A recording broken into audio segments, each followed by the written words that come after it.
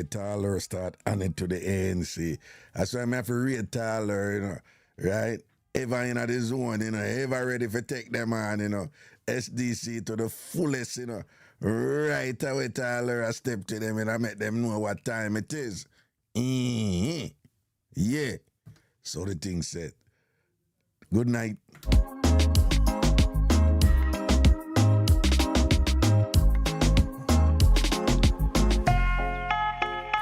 Well, people don't know I go work. I dip on me work, and we're just about 3 weeks away from Ghana. 3 weeks away from the big trip, Tam Fam Travel Agency big trip to Ghana. Yeah. 30 odd people have juggle over there and thing. I'm so excited about it. This has been a dream of mine for years now, and it has come to fruition. You don't know when you set your mind to something, and you say, a whole heap of work put in it to make it the realization come forth, And it hasn't been easy. Logistics, and you're talking about 2 different countries, 2 different continents, and you're talking about a culture for which you're not, entirely familiar. So, and then me have to do it my way, you understand? Me have to do it my way. So, the September the 10th is coming up.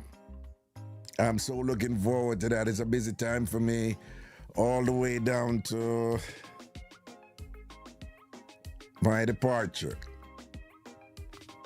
I have a wedding, not this weekend, the other weekend. I got Zion's grandmother's funeral. I have to be away that weekend in Florida. I have a whole bunch of stuff I have to do, before I leave here on the 10th with the group. And then I have all these logistics things that, during the day, I'm doing immigration law. I'm also on the phone over there with the different entities in Ghana. And, making sure that things are in place for us when we get there. It's, it's logistically challenging, but I love it. I love it. I'm doing what I love, and a huge goal of mine has always been to be involved in professional enterprises that I enjoy, rather than to be working someplace that I don't want to and so forth like that. Where at the same time I'm allowed to take care of my priorities, i.e. children, including time.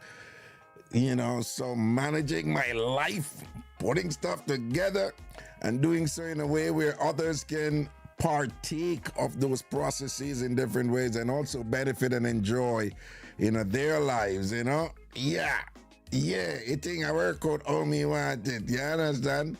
You have to have that confidence there, And you have to have, them goal setting something there.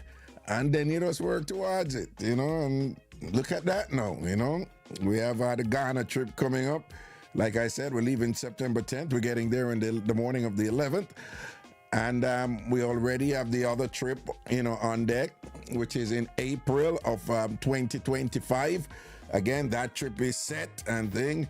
And that one even have different components to it. So we're growing, we're building. I am. And people are building with me, And that's a good feeling. It's a good feeling. Anyway, good night, people. This is a late show. I was working all day. I solemnly swear I was working all day. Usually I wait till about 100 people is here before we kick in. And I could wait a little bit more for some other people forward. And in the meantime, I can see what go on in our chat. Who bust the tape? Tall, her bust the tape. Right? That's why she had to take on the ANC them right away. She start step to them, and hand it to them, you understand? Different sitting and thing, All right, I say Melody Rays, big up yourself. CBS, large up. Yeah. Agrider, I'ma see you. Bless up yourself. Juliet Legore. Now me know Juliet look, you know. Me never know Juliet look before. Now me know how Juliet look. Juliet, big up yourself. You have a friend, and big up your hobby too. And thing, whoever drop a photo over there, whoever dance, big up your family. Bless them. Bless them. Oh, Tyler, oh, well, Tyler, that was early out. Me never turn on the microphone yet, you know. And we Trini and I play. Oh, is it Trini there? Large up yourself, Trini. Large up yourself, Trini. Big up yourself or whatever, yeah. Trini look like one of them woman there, you know, she had Trini, you know, but she love Jamaican food better, you understand? Don't it, Trini? Admit it and done. Admit it and done, Trini. Jamaican food tastes better than Trini food, no. Admit it and done, Trini. Don't go around the thing. And go like, you know, admit facts and all them things they done. Craigton, me see you. At what time over there now, Craigton? 1:29 a.m.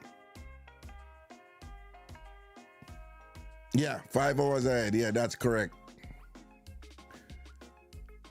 Over there in England. You know what is funny? I find that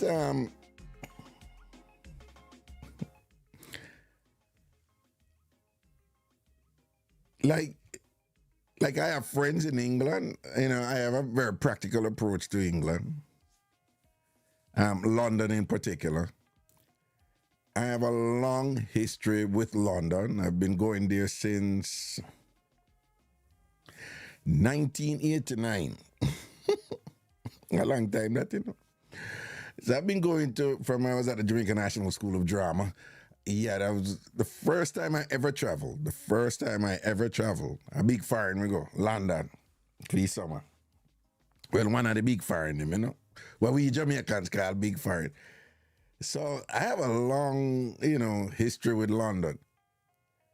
And I have great friends there. Great friends there. But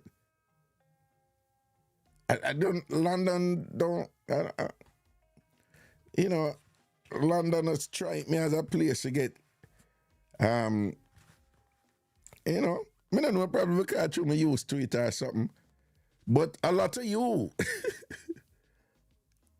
That's why sometimes it's good for you just get feedback, you know, because you just never know.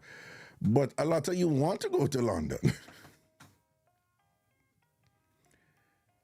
Yeah, and again, London, Paris, you know, I'm telling you already, I think you can have fun in Paris, you know, there's fun things to do in Paris. I just think, you know, it's overrated. And then some of the huge appeal where people have for London, politically, I'm not there. I don't have anything against people going there and say, if I took a trip to London and they want to, and people want to go to Buckingham Palace, I'm taking them to Buckingham Palace. I might share stuff about Buckingham Palace that is not exactly flattering of Buckingham Palace, but, you know, I guess on some level, though, it should be understandable that so many Jamaicans would have at least want to go to experience London, you know, because of our history, for good and for bad, definitely for bad too, you know, has been inextricably tied to England and then to Britain. And of course, London is the seat of Britain politically. That's where, you know, the power lies. There's been for centuries, you know, so much so that they have had serious conflicts over the centuries amongst themselves internally in Britain, you know, about the rule of England over Scotland, Wales, and Ireland and Northern Ireland. But I guess, you know, there is a, yeah, I guess, you know, I can see why some people would want to experience London and thing, but you know, it goes to show branding. So I hear you. I hear a bunch of you that you would love to go on a trip to London. You know, I was just talking to a Tam farm and she goes, I've always wanted to go to London. I've always wanted to go to London. And her thing is like, no, but I want to go with somebody or something that, I don't want to go to London alone and thing. So I hear you, and if I do, I want you to know, even though I'm not particularly excited about about London or Paris or whatever, if I do, I would make sure that as much as possible, that it would be a trip, a memorable trip, for those of you who go. Wait, let me see this thing.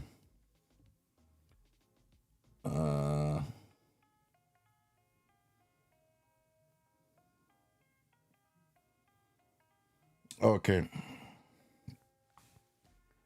Uh-huh. So, yep. So I hear you all want to go to London.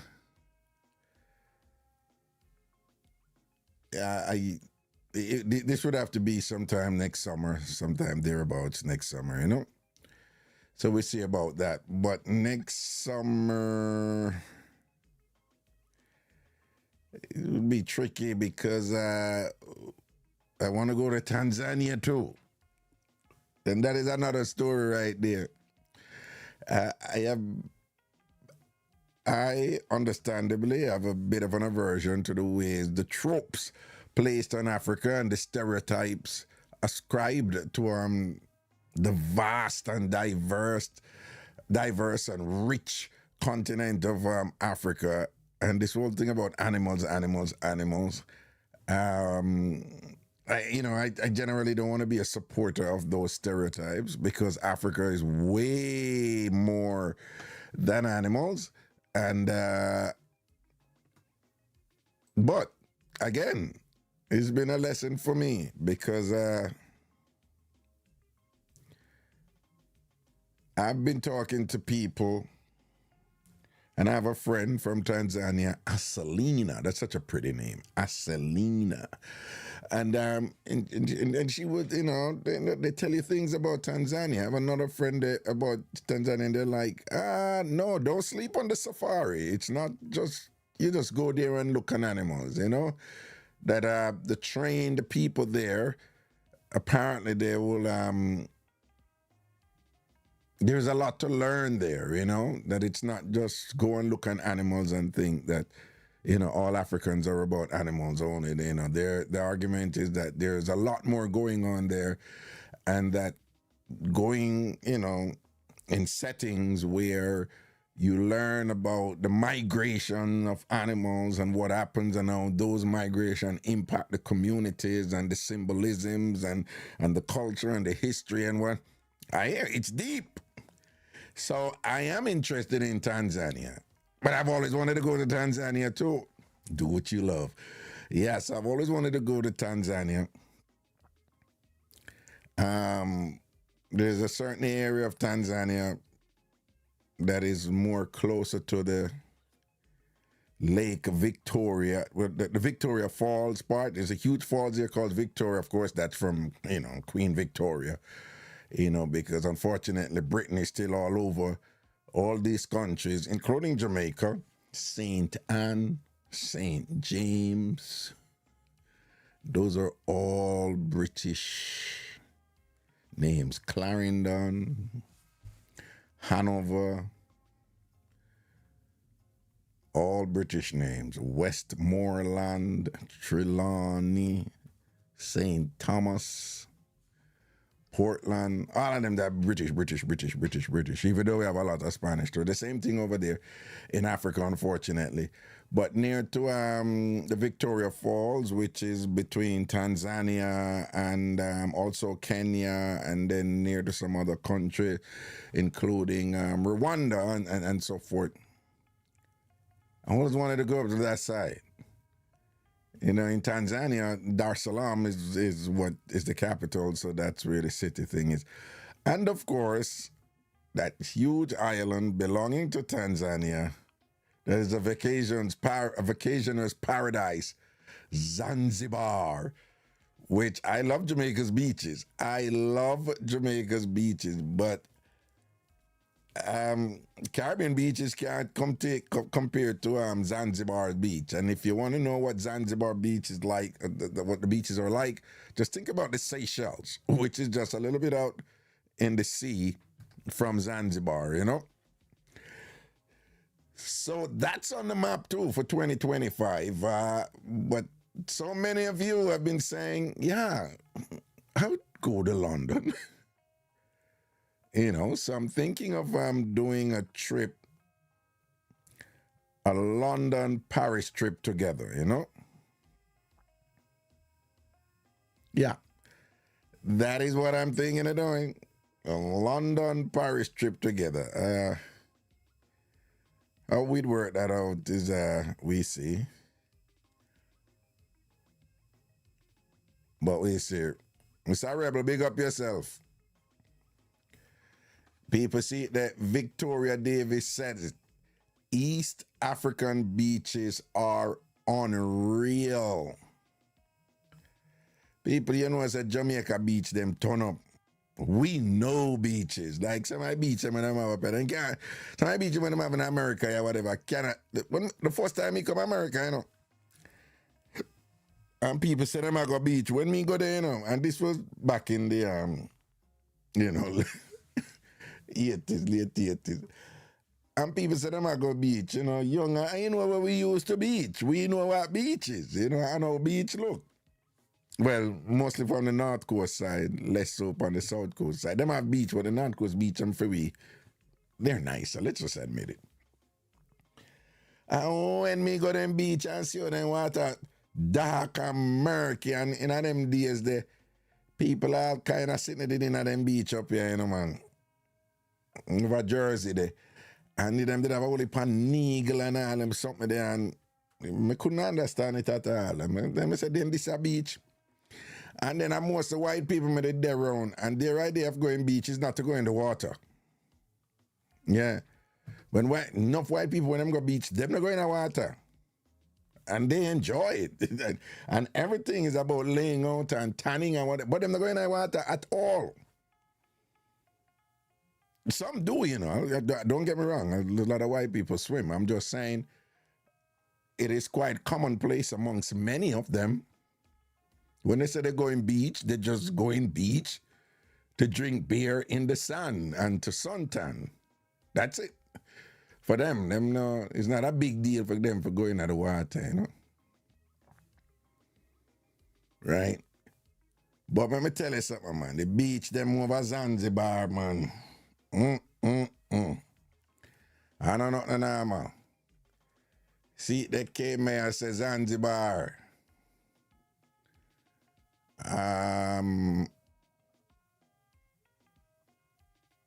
Curtis viewpoints, London is better than Paris. I think so too.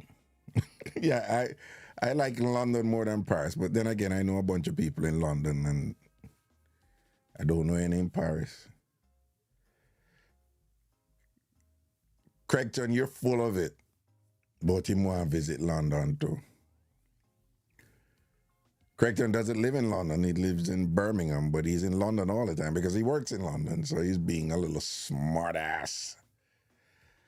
But we will see how that thing they go, you know, in terms of we're going to Ghana next year, April and August.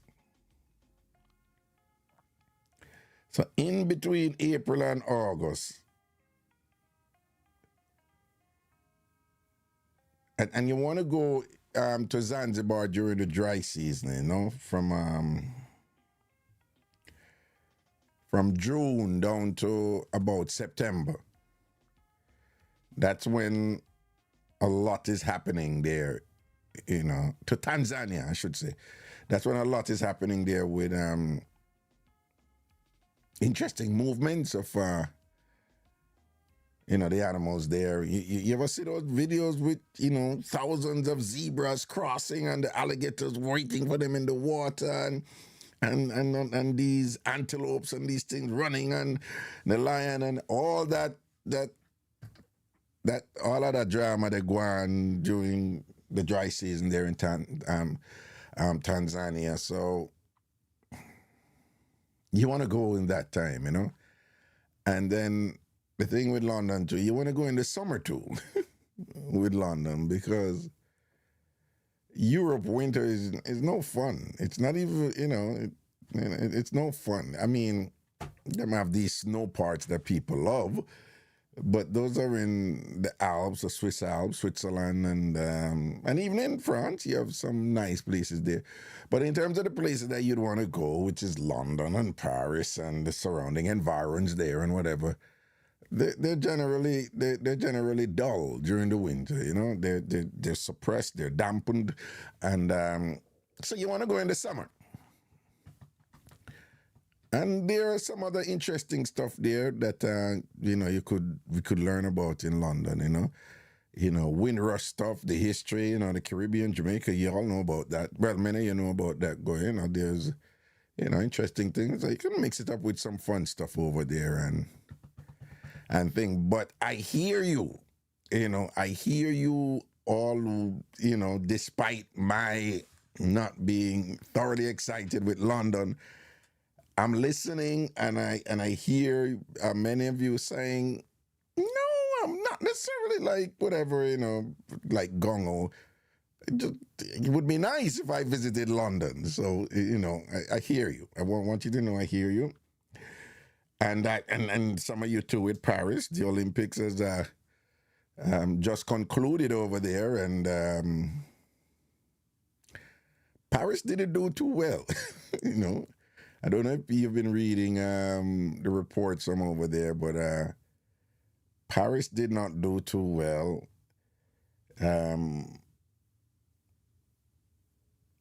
The general consensus is that inside the games, they went well. The crowd were there. But the idea with getting, like a world championships and the Olympics is the economic boon that comes with it in terms of what people do while they're there. For whatever reason, the people who went to the Olympics in Paris, they didn't like full up restaurants and clubs and stuff like that. They didn't enjoy Paris. They didn't go out and enjoy Paris and whatever,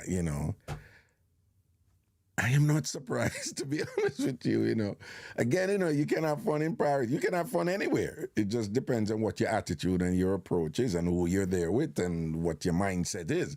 You can have fun in a dry Oatmelan. You can have fun there. Boom, you draw up, sitting there, you play hopscotch and memories and things like that. Whatever. Sitting, you can, you can have fun anywhere. But Paris didn't do too well overall. Economically, they didn't. And then, for whatever reason, they said the people them never really too into Paris. They were into the Olympics, but they never into Paris, Y'all know, what Paris is, what the city of romance and there's stuff to do, where I like more than Paris or London, well, in terms of fun, because someone knows me go there. Remember, when I go there, I'm going to eat the cake. Amsterdam, Amsterdam is on point, man. Amsterdam is fun. Y'all remember when I did the Ragashanti world tour and I went there and I ate that cake. We call it ganja cake, but it had another name. Somebody go and tell me where the cake did name.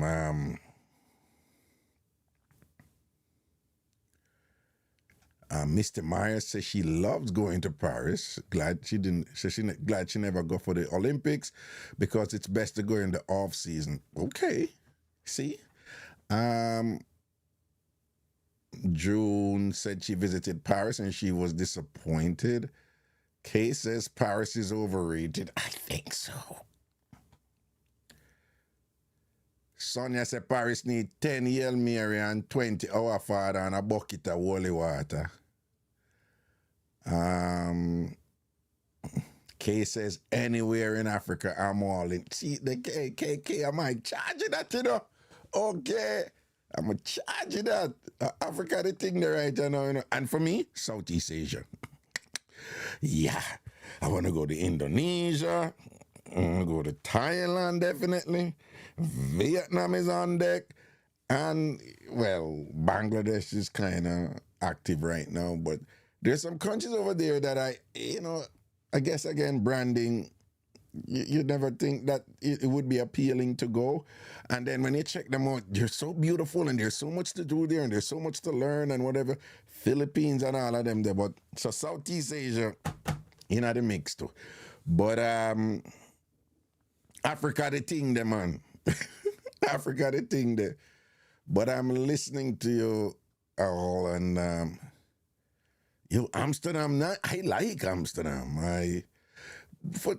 Some other problem. Remember, what the cake did name again? The cake did have one name. Remember them give me cake, man. I mean, I knew what it was. It wasn't, I never, it wasn't like an accident happened or anything like that.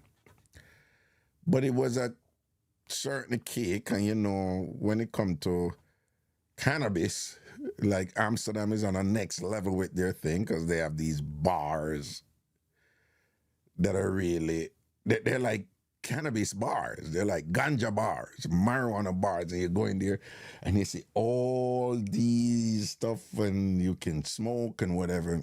Now, I know my people, a lot of my people, if they go someplace like that, not everybody would be, into that cannabis scene, even for a tourist, observatory orientation. There's, my, mature old school Jamaicans, they're, not really into ganja. But then you have a next set of Jamaicans, they're like, quietly, and some overtly. They're into ganja, not in a young people crazy way, but in a Craigton, I think you're right. I think that's what it was called, a space cake, because it certainly did take me to space. After eating that cake, I went on an excursion of the galaxy. Yeah, after I had that cake, I went to far and distant planets, and it was like Star Trek, boldly going where no one has ever gone before. Yeah, the cake did that, and it was fun. Taller, taller, I love you. Taller, like I can just see how you would say that sentence in a taller. I would see our Jamaican, who is being measured and kind of balanced, would say that statement. And this is how they would say what you put. It'd be like, well, a little ganja would not hurt, don't you think? Jamaicans talk like that, Well, Tyler posts it that a little ganja does not hurt. But Jamaicans, when them assess certain things, but them still have to kind of retain that facade that, listen, I'm not being inappropriate and I'm not engaging in conduct that is not right for my age or my social status or what. So, well, I don't know. I don't think that a little ganja would hurt that much. A little ganja would hurt. You're on a vacation and things like that. So, it's how you do these things, So, and apparently it is fairly a significant substance in the community over there. So if you go there to learn about their culture, a little dibble dabble in the indigenous offerings, it shouldn't be that bad, providing you have safe circumstances around, take it back to your hotel safely, you can sleep it off and all this stuff. A little ganja would not hurt. But we'd have to be careful. Like, somebody like a Del Marine is there, you'd be like, no. Del Marine, don't even smell it. Don't even, you see, like people are smoking it over, you don't. Yo, listen to this story. When I was in a boys' home, I'm a little kid, right? So, when I was in the government institutions and thing, getting in all kind of trouble, and my mother and whatever. I was in at Olivia Boys Home. It was Homestead Police of Safety, Musgrave Boys Home, Olivia Boys Home, and then Olivia Boys Home was moved over to Port Royal.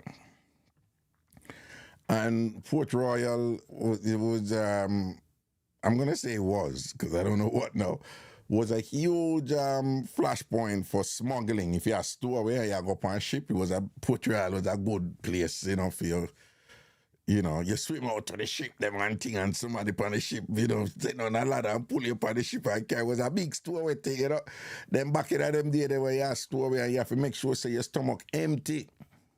Yeah, you have to take wash out when the people them go store up on ship. Cause you go on the ship for a week, sometimes 2 weeks before it reach right to go America or wherever you go on it, And you have to bear the hunger, and you only can eat crackers and water. A piece of bread, and it must be hardware bread. Because the idea is to reduce the possibility that you will have to excrete fecal matter. Right? So, because you're going to just stay in one cramped quarters. So, Port Royal was a big thing for stowaway and for drug smuggling. And now cocaine is a big thing, but back then it was just ganja. Right? Ganja was a thing, and Jamaican ganja was just highly regarded globally and sitting and whatever. So it was a big thing for stowaway. People are stowaway, go foreign pan ship, you stowaway. And for ganja, so the ganja will come at Port Royal and certain link with you trap it on certain boat and the boat will carry it to the ship. Be something that used to go on with back in the day. So one day now, and then over Port Royal,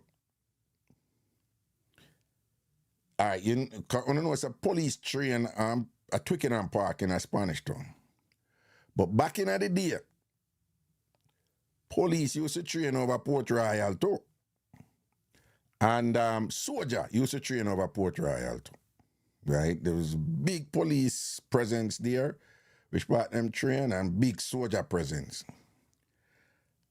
And of course, them start finding out about the smuggling where going with the ganja and whatever thing. And then the boys' home did over there now. So the boys' home did pretty much beside Morgan's Harbour. Morgan's Harbour is a hotel over Port Royal. So one day, we as like a picnic run up and down and whatever. And soldier find one huge stack of ganja. Well compressed and thing and ready for export. So somebody put it there, Because them are going to move it for put it on a ship for go smuggling it, for it go foreign and thing. And the soldier them go find it. So somebody foot get broke this up. And, that was proverbially, not literally, okay? So we as like a picnic, we are run round, and the soldier them did it with it and thing. And they said them, at some point, the authorities said, we have to burn the ganja. Then them start burn the ganja. But which part them did I burn the ganja? Now remember, say a Port Royal with so we're pretty much surrounded by the sea. And it's just a little stretch of land for those of you familiar with Port Royal. Airport Road come down right down to Port Royal. So then I burned the ganja, and myself and almost the three other way, Bassa and somebody else, with the three other way, we did it on the other side where the ganja burn. And then, which part which part we did a stay, which part our place, there was a big massive building where we did a stay as a government institution, boys' home. Everything was on this side, but somehow we end up on the other side, and we couldn't come around, just walk around the fire and think the way it did set up, because it was just water. It was just water. And you had a slipper, a land from where them are burn it, where we have to run to, where we have to, I guess I would have to walk for come, because we couldn't come run, if you understand what I'm saying. But the weed are burn, and anyone ever know when compressed weed are burn, you see, because it compress And well, first of all, it's weed. But because it compressed, the smoke thick. The smoke, when we say tick, tick, tick, tick, tick, tick, tick, and it's dark. The smoke thick and dark. And anybody say compressed ganja bun. I remember now, this a tap weed, Proper weed, Right? Them time they were talk about weed, they talk about chronics and pelico and all kind of name them and feet or whatever. So this up the weed, Strong weed, So we, the three boys, we run the other side. The thing take off and start blaze up quick now and dark and things. So them back off. Can them depend on the side of them back off. And then now, somebody said, but the three boys, them depend on the other side. Like, go for them, but by the time the smoke gets so thick and the smoke goes on us, so which probably I walk it like, it's like a wall. The smoke so thick and dark from the weed we are burn, where the soldier them are burn. It's like a wall. So the soldier them start tell us, all right, listen now. Like that say, go to your right, like one little white something, buoy or whatever they did. Him say, go to your right, go to your right, go to your right. And we say, yeah. And them say, all right. What? Just stay away from the fire and walk through the smoke. Come on. We say, but we can't see. Them I said, nah, man, just walk straight through the smoke. And if you feel like the fire come up, just move it from the fire. Just steer to your left because we are come from the side. Him say, steer to your left, but don't go over too much because you're going to drop off in the water. and tell me, and we say, all right, we are come. So we go so now and I go through the smoke now. Remember say smoke dark, This a hot smoke too, but them I say, just come through quick, man. And a ganja, compressed ganja burning and the smoke ticking is like a wall, And them I say, nah, for come round, man. So we go so zoom and we are go through the smoke and we are wall and we are go through the smoke. And we can't say we are go through the smoke and we are say, yeah, then I say, come, we are come, and we say, yeah, we are come, we are come, we are come. People, you see, when we reach the other side, he sort of then grab you and say, all right, no. But you know what happened, right? Compressed ganja, a bun, and we as little kids, intense, powerful, how much compressed ganja bun thick while I smoke. And we go walk through that. People, when we reach the other side, man. We must have, I wouldn't be surprised if having experience that and go through that a little bit is the greatest high ever in the history of ganja smoking, man.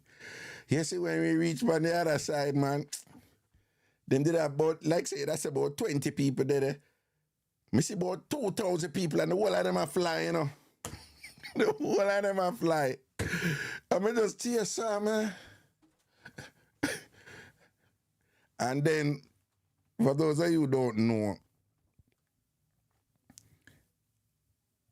Jamaicans, they don't use it that much anymore, but them Jamaicans, traditional old school Jamaicans, if you're high or you're drunk, but mostly high, then we say you're red. It has nothing to do with the color red. I think it has more to do with your red eye. Your eye get red, Because we didn't know a brown youth Augustine named Red Up. And people think because him have what Jamaicans call red skin, but it's not that. Red Up, just him eye them ever red because him ever smoke weed. And so remember the soldier them I say, see I red them red. See them make it pitney and get red. Because I say them look up someone, I just say, everybody a fly, And I say, Bombard Star. The people, them a fly. They're a pick me, Yo, why the eye they never, it take about 1 week for the eye they wear off, man. All when it done, Me we all dep on the boat to go school. Them time they would take the ferry. Like 1 week after, after the eye supposed to done or whatever, you will get like, you will still have little bouts of it come out in your system, Like me man tell me depend the boat I go school. I did have some dolphins were love follow with them. Say I'm a dolphin, the right term for them. The one we have was what porpoise, something like so. But them look like dolphin. Them come on the dolphin family. And the boat are going, the ferry are going, and the dolphin them I think them just going at them dive and come up, dive and follow the boat. Them love to do that. Them love to have fun with it. Yeah, man, and one time I did it and I watch a dolphin them, man, and there's a thing with me when me get high, like basic things like animals get big and them get, I don't know if everybody go through that. Americans call it tripping. When them take mushroom and them something and them say like you're tripping. But for some, and it affect everybody differently, of course. But my thing is that things become enlarged and inanimate objects become, they start moving, I don't know if anybody else experienced those type of things, but like the door will move and a house will move or something is moving, the movement will get bigger and larger and whatever. And yeah, man, I'm there on the ferry, man. I see dolphin them just get bigger than the boat and thing. I'm a ball out tonight, but I'm like, Jesus Christ, whatever this and that. And of course, everybody going to work early in the morning, including the other kids going from all over going to school. Everybody looked at me like, what's wrong with that little boy? He seems to be going crazy and whatever. But poor them not know say I wear the weed, the one little run through the smoke, And Bassa them and the other one, them did I go through the same thing too. The one little run through it, man. It just go in your system in a way where it just take long for come out, yo. It take long for come out, man. Yeah. Them days then. Anyway, some get it, some dashing. People don't hear that one, the phone line open, so when you hear that one, and to them, I get that one, I had no idea, you know what I'm saying, when you grew up with something, if it's special, you don't know say it's special because you grew up with it. It's like nothing to you. Talking about beaches, we grew up with. It's quite common for we go beach and water clear. When I saw Americans come and them see our beach and they were like, oh my God, the water is so clear. I thought it was the weirdest thing because I was just like, what do you mean the water is so clear? The water is always clear. No. You come to America, you know what them at talk about. Because if they want to clear up here. But anyway. So it's when me come to America, me hear about this KFC, Jamaican KFC thing, right? I was never like, back in the day, and I, made it subscribe to that something there, when you're young and whatever run the place, and when you there get back in the day, if you did eat KFC or Burger King, when them things that it roll out, yeah, God. I know for some of you're probably a listener and be like, KFC, Burger King, it's like, that's really low on the totem pole here in America. But listen to me. And people eat, I listen to me right now and I watch it. They can tell you, right? In a ghetto, not uptown people. Uptown people are used to them things, but we in a ghetto, especially at Burger King, when Burger King busting a man, and you are by Burger King, ya star. Ya star. Ya by Kentucky, all in a Friday. Well, today on a Friday, today on Thursday. Ya star. Woman a cuss woman. But who not ready yet and who pop down and whatever. When woman a cuss woman, oh, them man good and whatever. My man buy me Burger King and whatever. What are you, my girl? Blah, blah, blah, blah, blah. It was a star. So the KFC status thing, they did it. But Me never really understand it in relation to other KFC. Because me did educated enough to understand the fundamentals of a franchise. And that the franchises, they have a certain standard where you're supposed to produce the same thing in each instance of the franchise. So if you're in Papa John's, there's a standard where you must produce pizzas and the offerings, you know, they must have some sort of standardization. That's so when anybody go to a Popeyes, they know that they're getting that Popeye standard or that Papa John standards, or did I say Popeye's pizza, Popeye's chicken, right? I meant Papa John's, right? Or, you know, Popeye's, it's the Louisiana recipe or the whatever. So I just assume the same thing with KFC. Only to come to America and to hear Jamaicans. I never understand it. But why would they ask Jamaicans to bring up KFC when there's so many KFC here? Only to be told by them that no, the Jamaican KFC is different. It tastes different.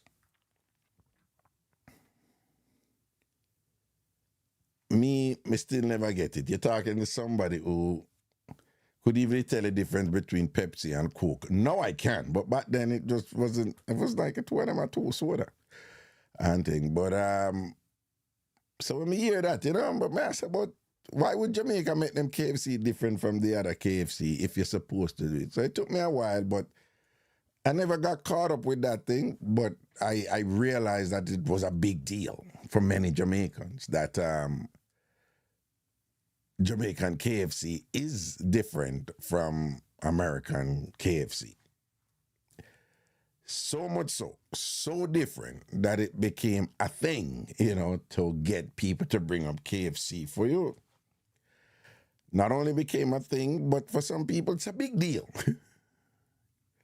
It's like, it's exciting for them.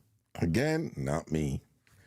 But for some people, it's like, oh my God, I just had some KFC from Jamaica. Oh, you know, yeah, for people, it's a big deal, man. John, me just get some KFC.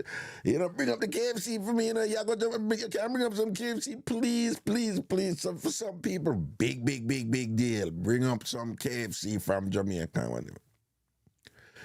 So me I hear today now, someone of my brethren, you know, give me a drama will go down, you know.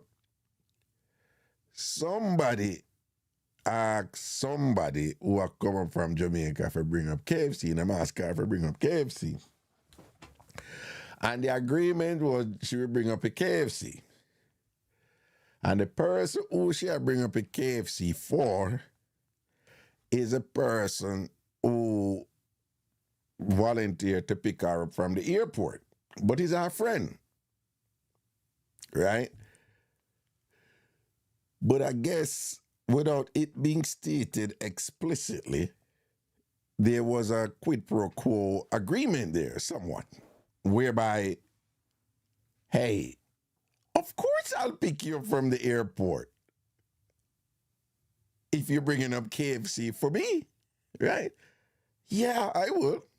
Yeah, man. I'll pick you up from the airport, no problem. And you bring up KFC for me? Of course I'm going to pick you up from the airport. And apparently, you know, sometime you pick up somebody from an airport, you have to all kind of organization, have to go in and it, you know, logistics and make sure so you're there, etc., etc. So I guess even though it wasn't explicitly stated, but you would think, you know, that, oh, are you a pick me up from the airport? Thank you. You pick me up from the airport. So I guess the person coming up just understood it to be that. You would be the person picking him up from the airport? Good, you pick me up from the airport. But the person doing the pickup, a big part of them, you know, volunteering to pick up the person from the airport was that, yeah, bring up KFC for me. So the person coming up bought the KFC. and was at the airport, and the flight got delayed. Like look like some last minute delay reach and thing and whatever. And you know it go like, you know, when them something happen, you just have to sit down, you know, and wait. I guess while they were waiting, and I wait long, cause the flight they delay long.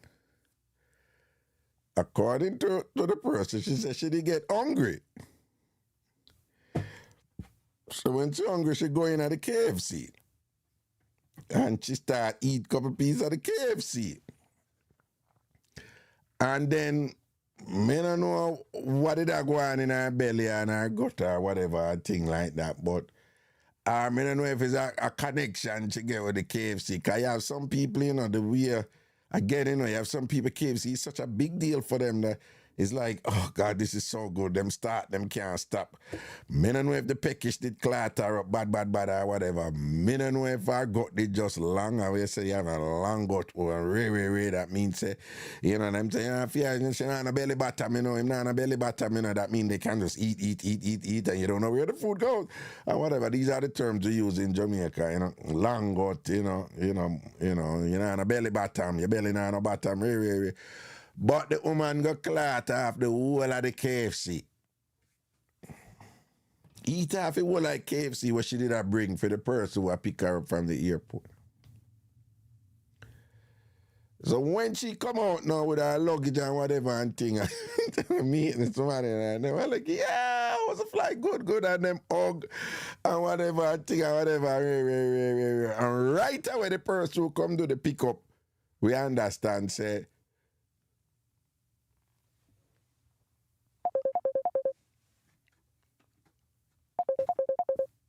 the person said, where the KFC there? So the person that comes, oh, well, you see, cause you know the flight they delayed, look how long the flight delayed and whatever, me dead and, you know, me just hungry and me just need something to eat and me eat it and whatever, and we just understand, say, I look at silence there, you know?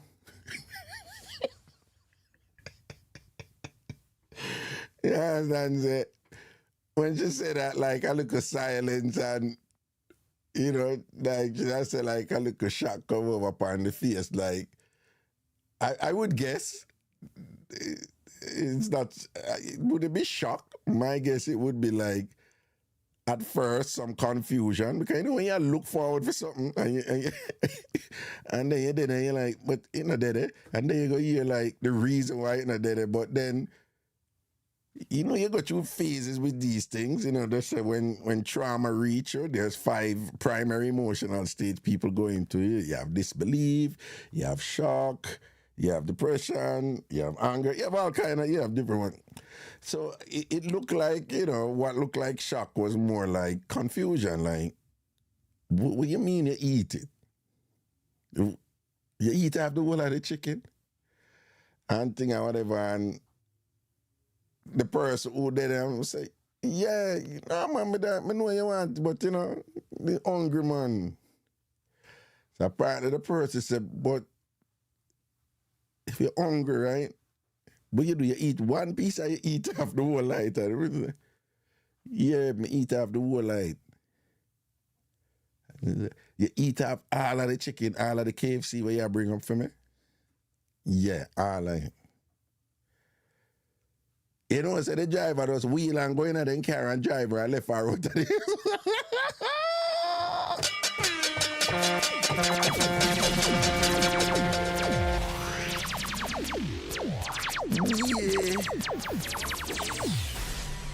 Yo, good say, our good friend just got some bumps and just get vexed and just jumping at them car, man. And driver and left her out the outer airport, man. Dep on her own. Me not think me would have do that still, but even if me a vex, me not, you know, well, me a man, you know, whatever, and, you know, me always I think about woman safety, that's just who I am. So all in my vex and thing, me probably, you know, you'd have to go really hard for myself, in my mind, say, Well, you're at airport and you're surrounded by people. You can't get alternate. I left here, so, but but it just wouldn't be so. But apparently, the chicken was the KFC was that big a deal for the person, and the disappointment of not getting the KFC, and them did I look so much towards it and things, so much to getting it, and KFC is just that big a deal for that person, and then they were even more upset to hear that the person, so you're hungry, you take out a one piece, but you eat half the whole type of thing, that they just rub them the wrong way. Left the woman stranded out in out of airport there. Left her stranded out of airport.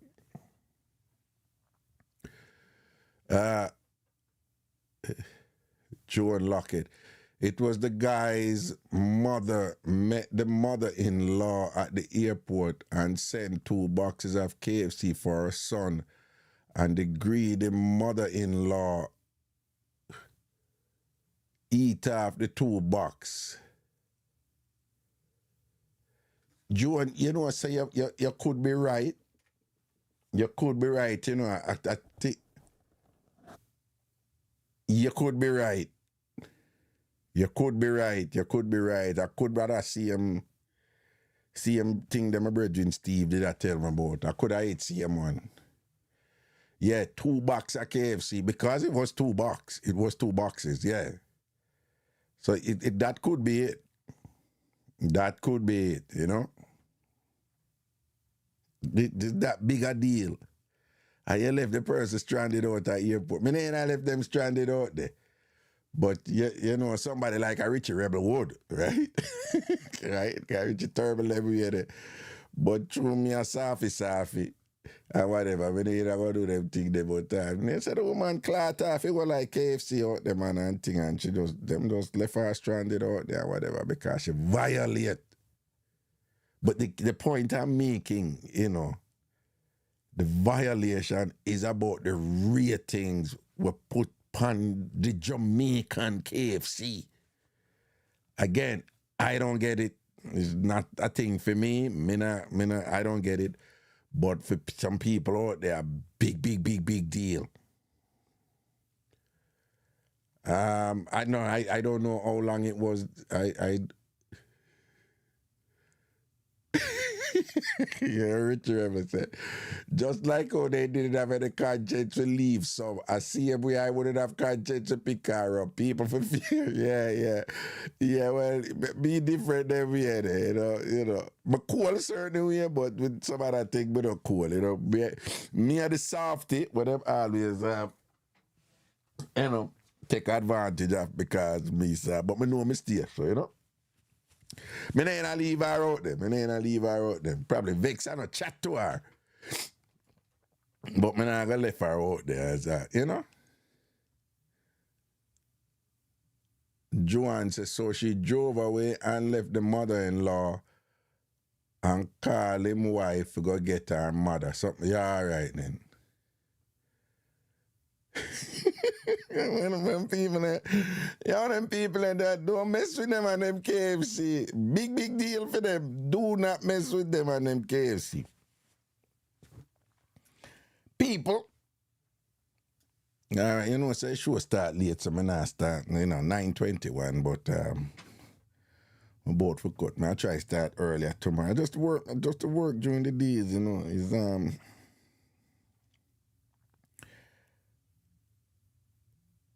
people lawyering, a big part of lawyering is about detail and precision, in terms of what people get you to do, It's, you are retained to take care of certain things and don't make a mistake. Because with immigration, some of these things, them take long for come around anyway. That, and then if you finally, for example,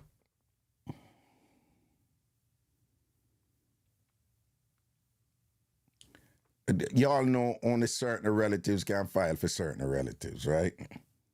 So it's spouse, parents, children, siblings. But within that, you have demarcations, right? And priorities and preferences. So within who can file, you have immediate relative privileges, and then you have a priority preference schedule for the other ones, right? And it involves citizens and green cards, right? So the immediate relatives, it's only for one, it's only for citizens, and two, it's only for spouse, your parents, and children under 21, right? So I'm giving you some basics in immigration law. So when you're a non-immigrant, if you get a non-immigrant visa, the commonest one you guys know is the B1, B2 visitor's visa. But when a citizen file for a child under 21, or their spouse, husband or wife, or their parents, them get immediate relative status, right? And what that means is you have an application to verify the relationship first. Then after that, the verification of the relationship, then you're eligible to apply for the green card. And if you're inside the country, it's an adjustment of status. But you can't apply for the green card until you do the application to first verify the relationship, the I-130, and then you do the I-485. Boom, boom, boom. But the other ones, no. You have a priority preference system. You know, if any of you Google something called a visa bulletin, U.S. visa bulletin, USCIS visa bulletin, you'll see it. It can be a little bit convoluted, but if you get the hang of it, if you're doing it for a while, you can get it. So, and it can get a little quirky, you know. If you're a U.S. citizen and you're filing for your child who is over 21, the wait now is about 8-9 years. Right? So if you're a U.S. citizen filing for your child who is over 21, after the verification of the relationship, I-130, petition for an alien relative, after that approval, you have to wait until a immigrant visa is available, which will allow you to apply for your green card. Because each year is just a certain amount of each of those categories become available. And they go in turns. And while they're going in turns, it'll take about 8 years for reach you. But that 8 years is if you're unmarried. And let's go into some example, right? So again, if a U.S. citizen is filing for their unmarried child over 21, 8 years. But if you're married, 14, 15 years is the right time. You see the difference? And if your parents file for you and you're unmarried, and then you got married, your status change, and you're gone in the other category. The converse is true. If you're married, and you're up on the 14, 15-year wait, and you're going to get a divorce, you go over now in the 8-year wait. So much so that people are doing all kinds of interesting things out there. So much so that people are saying, yeah, me in a relationship, but me not want to marry you yet. I better wait and get the thing first, and then I married you. I'm going to bring you up because then we get it quicker. And then I say you want me to wait 8 years, I don't know if I bet things are going out there in the world. So just imagine now a lawyer in the mix of that. Right? So as a lawyer, you have to make sure you don't get nothing wrong, because you can imagine you work 8 years to read something and then the lawyer make a mistake and then thing and then send it back to you, Well, you don't have to wait 8 more years, but look on another potentially I look on another 5-6 months or a year before them get it back and go back around to you. So you can't make no mistake. And I am the type of person, and you have things that we lawyers use, and whatever. So because of that, you have to be paying attention to every detail that would not make it likely that USCIS are going to send it back to you and say, you never did do so and so, you never whatever, because they're very strict. And would you believe that just going through that process with each application? So I don't like you out there broke rock or anything, You're looking at the information. You're looking at how the questions are answered. You have to make sure so when you answer question 251, it never contradicts with question 3. So that is what you do. Or you have to say, all right, the cover letter, you explain this, but it has to be explained pursuant to section 251AC of the INA and whatever. It gets, so you're not a broke rocker, you're not run up and down and you're not lift a box and whatever. But believe me, you see that kind of brain work there? Well, you are the expert now, so you know what you do. It's very taxing. It's very tiring. I love it. I absolutely love it, right? Right? I'm aki when I do it, right? But I work slower than most. I would think I work slower because I am more careful.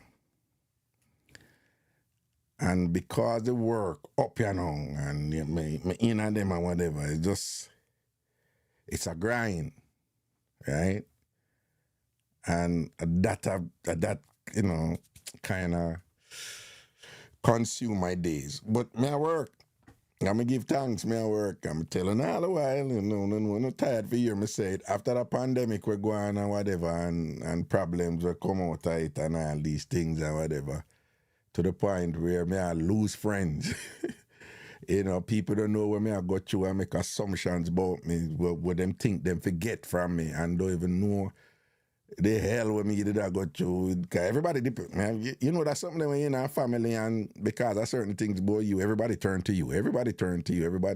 And sometimes you just have to hold it, And don't ever make nobody but people that see and pass all remarks about you and think so because all hard time I go and at that time you for there for them and them not think about what you are go through, whatever. But you now want to tell them everything where I go through and think whatever.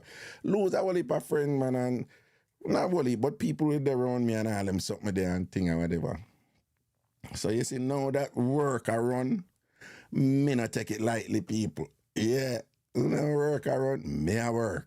Give me the work, me work. Me not afraid of work. Just give me my money. Right? Yeah, I got kids. You know what I'm saying? So my days are like that now. It's, but I'm going to set up a schedule and do the show. I come up with a little things I want to know, so I've been starting the show late and them time and whatever, but me I do a little thing and I suspect it's going to be Monday, Tuesday, every Monday, Tuesday, Thursday. That is reasonable. Every Monday, Tuesday, Thursday. No, we're going to have a show tomorrow. Don't worry, we're having a show tomorrow. But, I structure my thing and whatever. And what's this?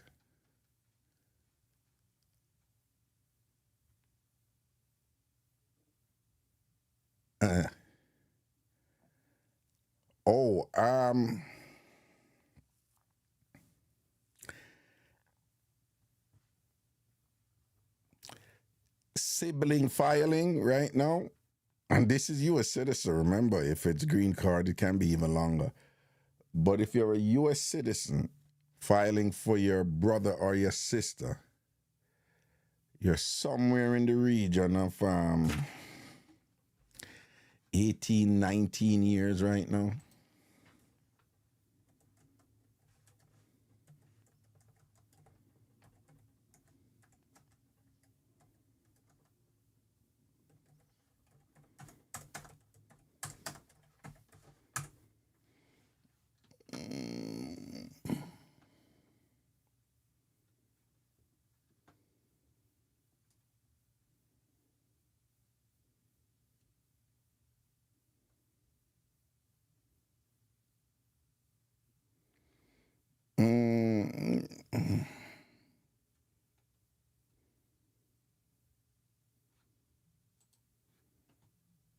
Yeah, it's somewhere in the region over 18, 19 years right now.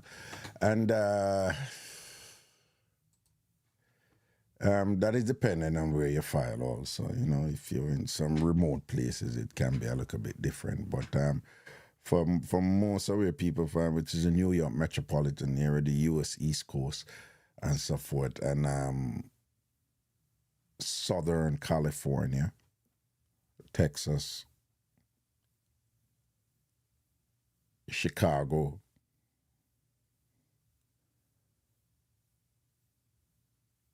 that yeah, up to 26 years.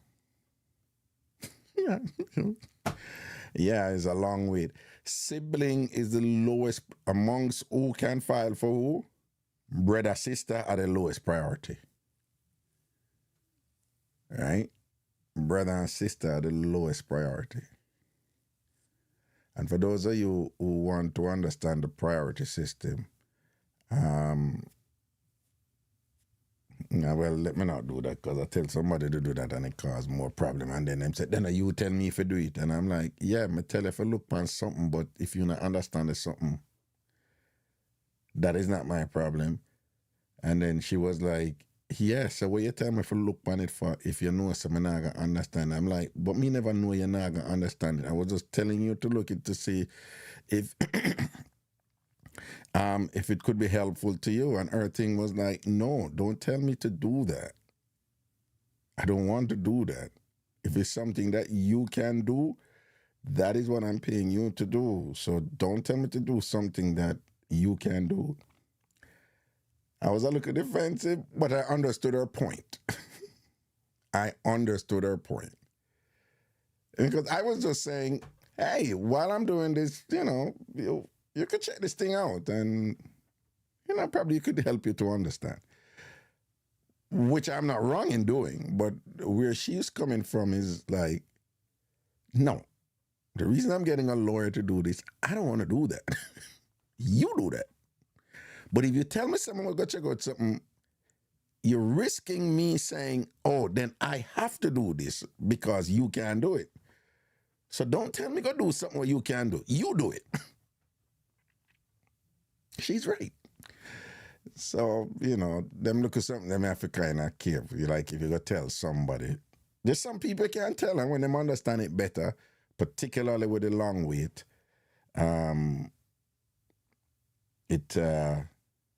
it can help. A big problem out there with people who are filing family-based petition. You see, there's a two-step process. The first step is to verify the relationship, right? Again, petition for alien relative, I-130. And then, so that is not the actual application for the green card. It's just to verify the relationship. And the biggest one to verify is marriage-based, obviously, right? It's easier to verify if you're your son or your mother, or your brother, or your sister. Those are easier, even though some people get denied with those, right? But the problem is you have people now, them impatient.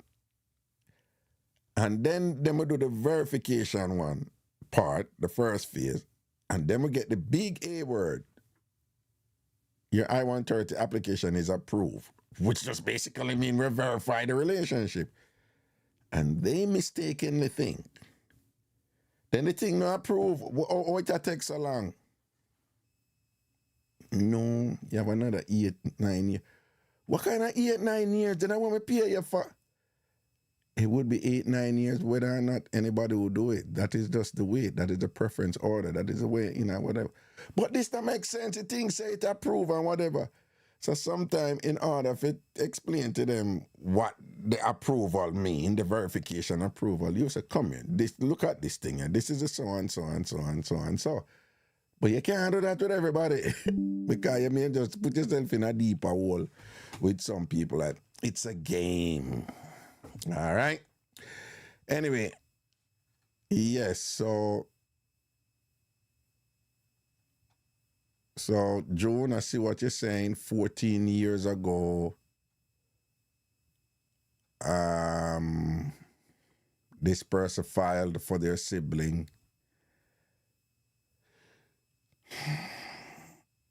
Yeah, them have about, on average, give or take, yeah, look upon another 4 or 5 years.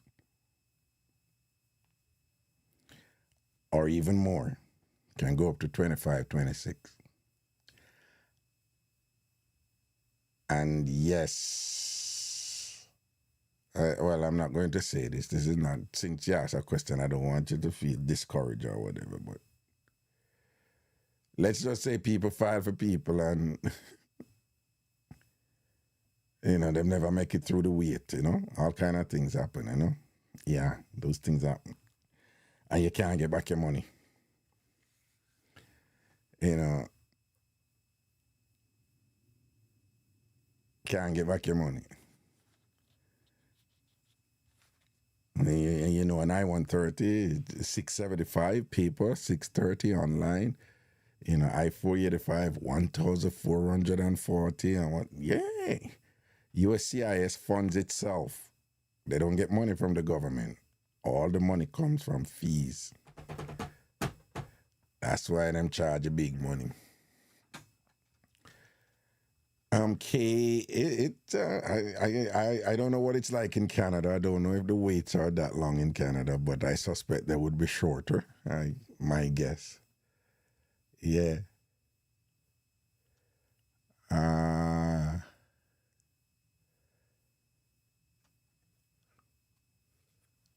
Okay.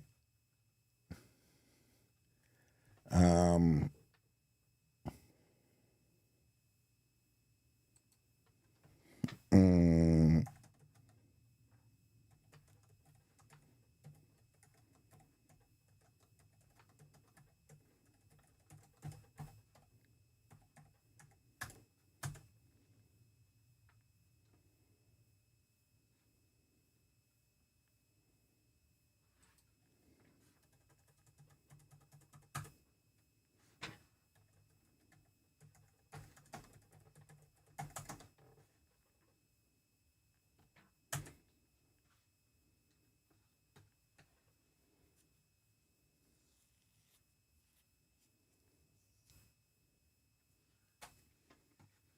okay. Yeah, man. At them wait they are going right now. So, let me see. Mr. G said, hey, Raga, the difference is Canada don't really allow you to sponsor siblings.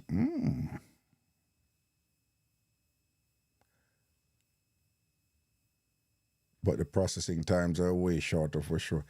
That is interesting. In the United States, U.S. citizens can sponsor siblings. You know, so if you're a citizen, you can file for your brother or your sister. But if you're a green card holder, a permanent resident, you know, LPR, you can't file for your for sibling. So only citizens can file for siblings and the long wait. But if you're a green card holder here, you can't file for your siblings. So what you're saying, a Canada... So wait, a Canadian citizen cannot file for the... Bernadine, Mr. G, a Canadian citizen cannot file for their sibling. Them brother or them sister. Even though you have so many other ways to go to Canada than in the United States, you know?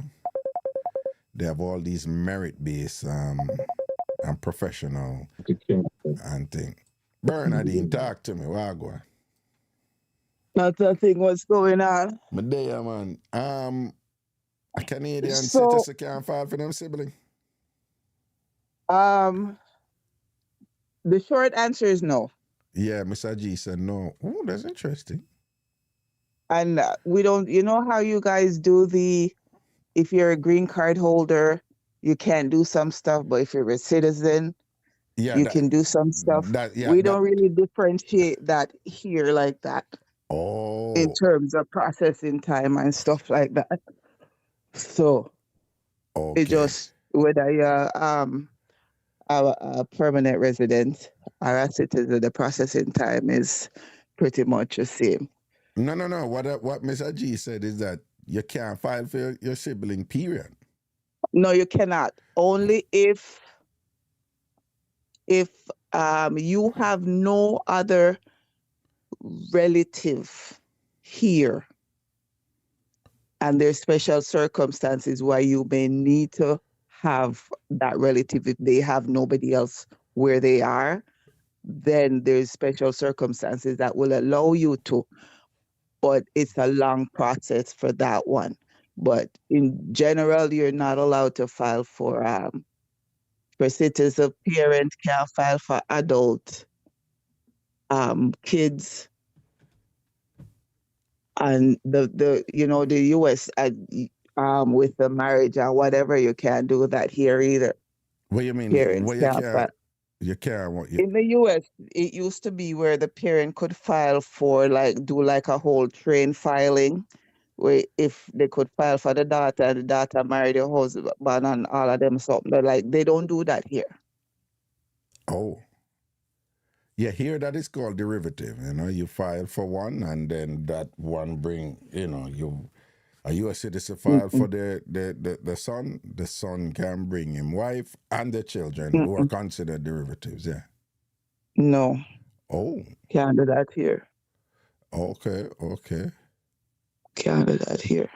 Interesting. But at the same time, there's all these ways you can go to Canada under professional categories, though. Professional and international students.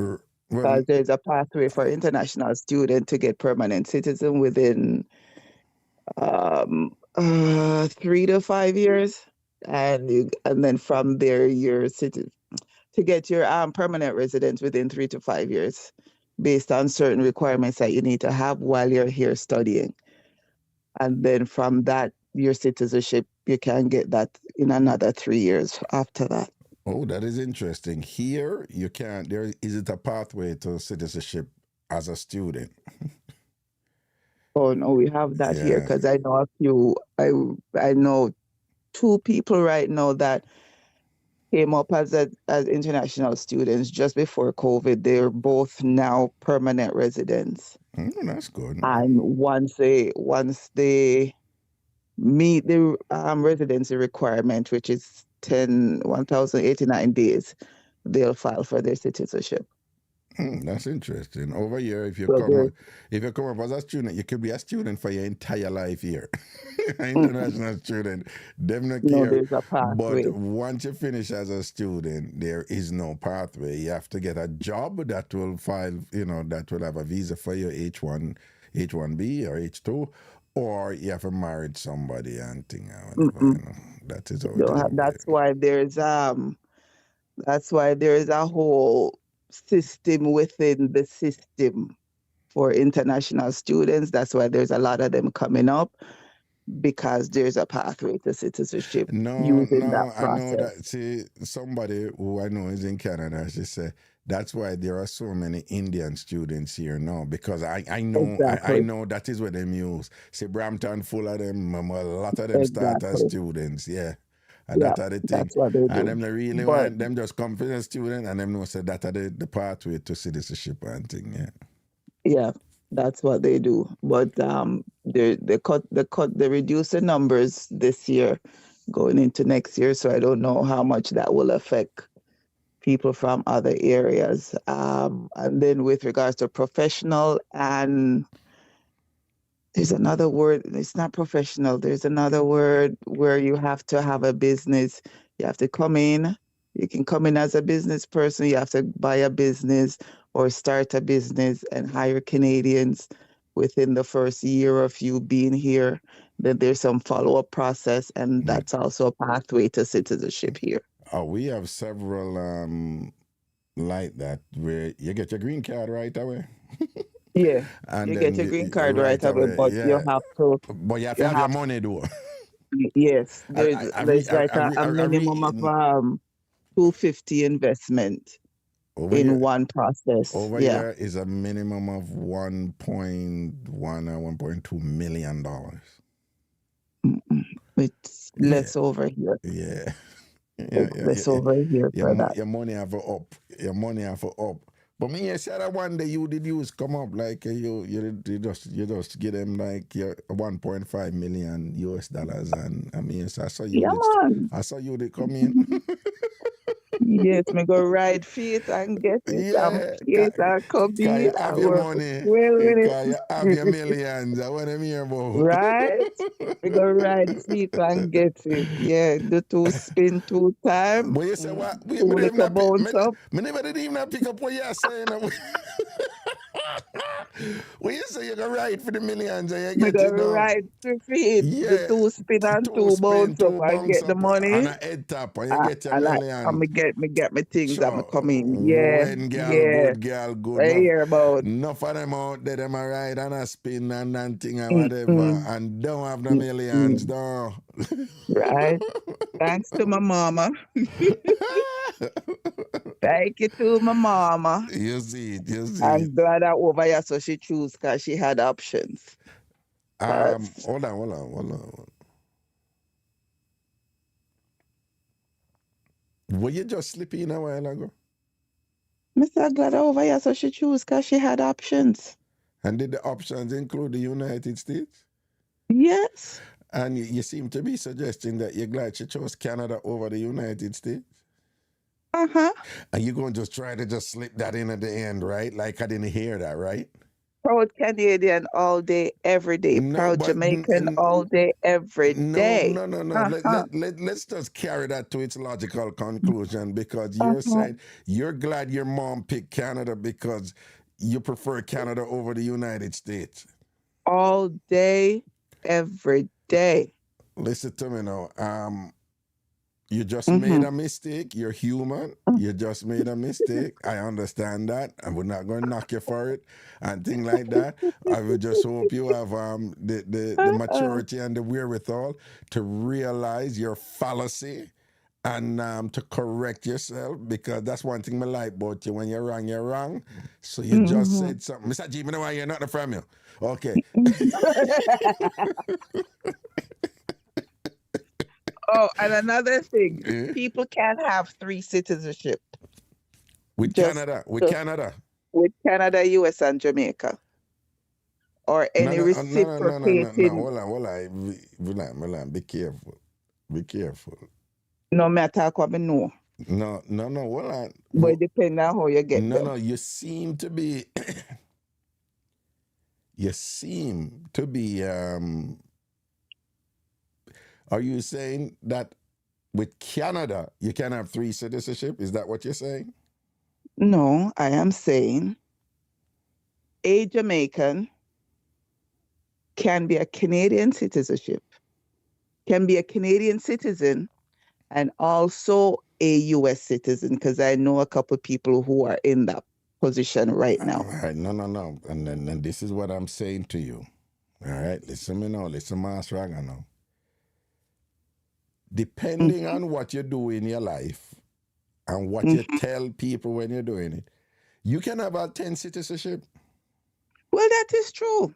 But Hold on. No, no. But what some I'm people saying are. though, be careful Mm-hmm. when they say you can have, as if to imply that the countries are okay with. Well, isn't it the fact that once you're a citizen, you get the benefits of said citizenship for each country No, no. I'm and saying a you residency can no. requirement? You can married somebody has to get citizenship, divorce them, go married somebody that gets it, depending on which country. You can have 10, 15 citizenship. Oh, well, But yes, what I'm that is saying, true. But I know so they are not all that. And you're right. I know so them they get for them one, but yeah. no, but what I'm saying is you can have three citizenship or whatever. Mm. But countries are quite clear, about whether or not you're allowed or you should.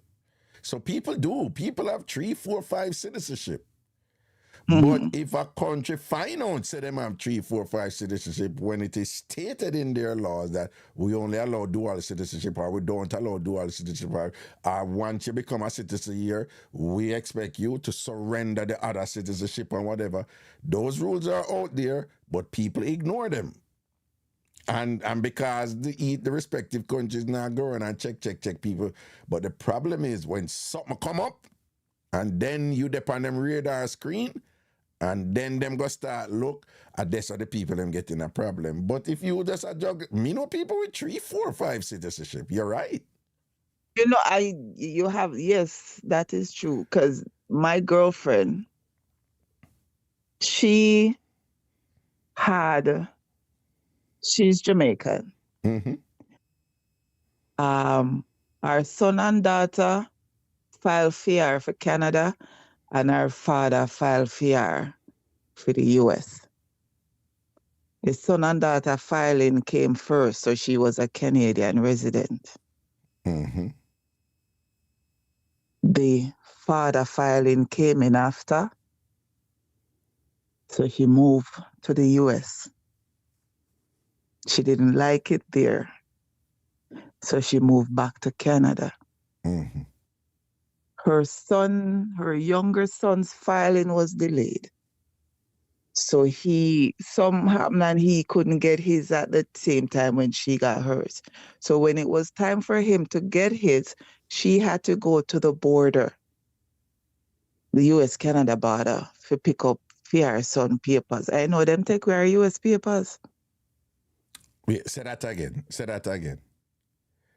So She had to go to the border right. to pick up our son papers. All right. And then in doing so, she had to show ID and show proof of who she was and blah, blah, blah, blah, blah. Right. And they took away her US papers. Exactly. Because she had Canadian residency and US green card. And then took away her green card. And she still have her Jamaican.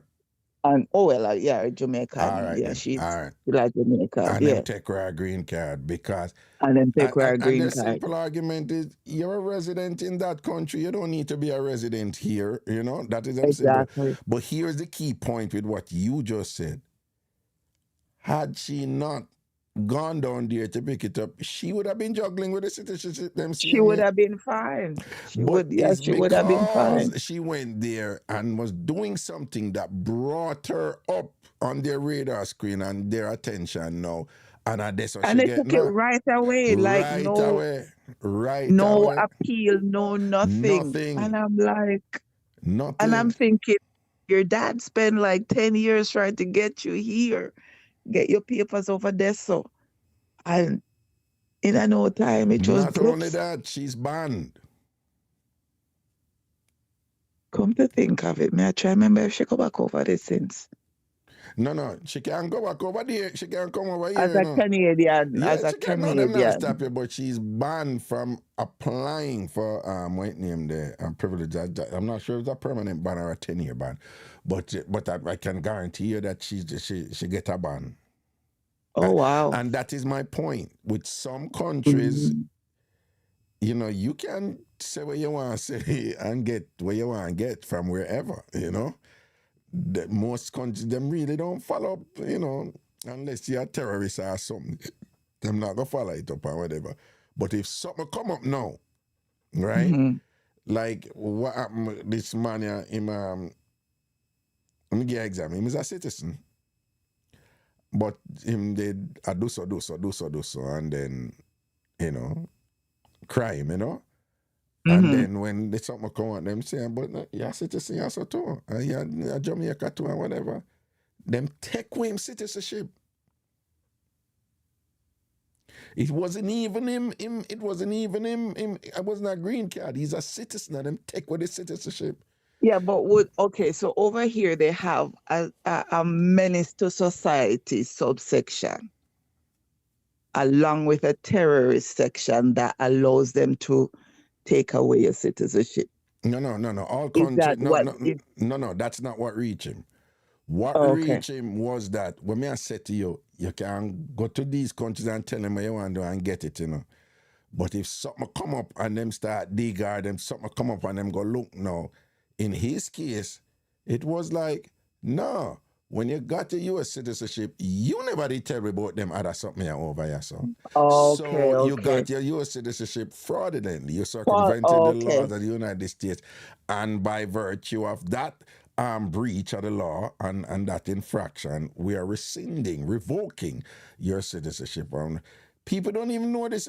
Yeah, when you're a citizen, you're safer, but Yeah. they do take away citizenships. There can be Okay. instances when citizenships are taken away. Yeah, they do that here. Not often, Right. but there's a situation that happened here a few years ago that I want to ask you about how they do it there. So backstory won't be long. There was a guy here, Charles Conrad Black. He was one of the owners of the Chicago Tribune, I think it was. Mm-hmm. So he wanted to get a knighthood. But in order for him to do so, the Canadian government had to give him special dispensation in order for him to accept it based on some laws that the English had. They didn't give it to him. He's a born Canadian. He renounced his citizenship and maintained his because he was also a citizen of England, and maintained his English citizenship in order for him to become Lord Black, whatever. He was found guilty of crimes in the USA and served his prison sentence, but then he wasn't, his wife then had to file for him to come back to Canada because even though he was born here and he renounced his citizenship, he couldn't just come back once his prison sentence was thing. So his wife had to file for him and he had to get what we call a minister's permit in order for him to come back to Canada. And then she had to file papers all over for him again, for him to get PR status, permanent resident status. So in the US, when you renounce your citizenship, you can't get it back. You can't get it back. You can't get it back. Can you be in the country and renounce, or you have to be outside of the country to renounce your citizenship? I think you can do it at a consulate, and thing. I don't think you have to be here to renounce. Okay. And then if you weren't born there, but you were a naturalized citizen and you renounce your citizenship, do you then revert status, or you're just persona non grata and you no longer have any status? No, you're persona non grata, but the idea is we're not business with you with whatever what you want to do or what else you want to go. We just know say you're no longer a citizen here. Okay. And you're immediately undocumented. Okay. Yeah, but Yeah, I was wondering once you about that. renounce your U.S. citizenship, you cannot get it back, even if you're born here. Okay. You can't get it back. Interesting. Yeah. And it has happened.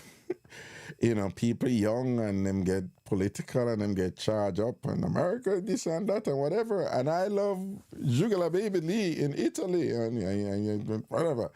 And then the marriage didn't work. You're like, Mom, I want to come back home. And they're like, no, you renounce your citizenship, your United States citizenship. You cannot get it back. And then you're open now to, I don't even know what people do in that position, I would imagine you can visit.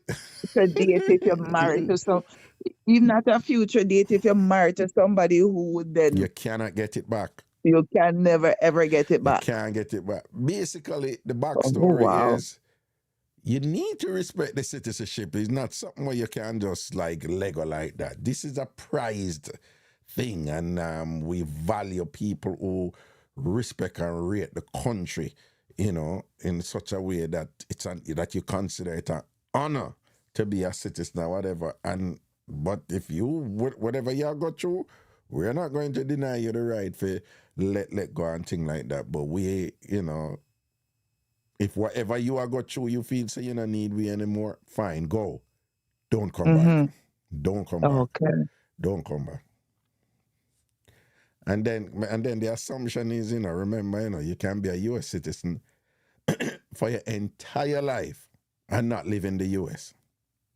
Well, you can do that here too. Right. So where they're coming from is it's not even like you need to give up your citizenship, to live outside of the country permanently. Permanently, yeah. So if you want to live outside of the country permanently and you can continue being a US citizen while doing so, for you to reach the point where you're like you no longer want to be a US citizen or whatever, that is almost like a political damning statement against us, against America. So go about your business. Okay. Yeah. And then also here we have what's called a minister's permit. Mm-hmm. And that actually has to have the citizenship minister has to sign off on the permission for you to enter the country. And that happens mostly if you wouldn't qualify under regular immigration status and you need special dispensation in order for you to come to the country. Like certain man supposed to come have a concert here. That is how certain people would come into the country based on if you were ineligible to come in through regular status. You guys have that over there as well, or no? Yes, we do. If you're not, yes, we okay. do. But okay. for us, it goes through the Attorney General of the United States, along with the State Department of Homeland Security. Okay. Yeah. Okay. But interesting. they do have that over here, and that is when politics come in. That is when you have that link there where you call the senator, and then the senator call the person because you're a big donor, and the senator call a person, call him whatever, and say I need this favor, and that is when the game gets up on that level, Okay. But we do have that here. Yeah, and you're right. When such man. You see how such man a tour now in America?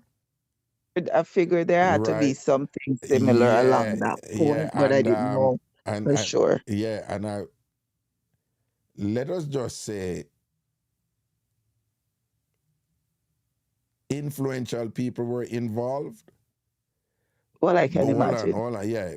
But those influential people, their involvement is they are taking care of key members of their constituencies who are also big donors to their campaigns.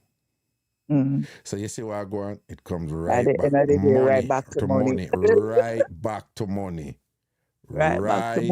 Back to money. Right back to money.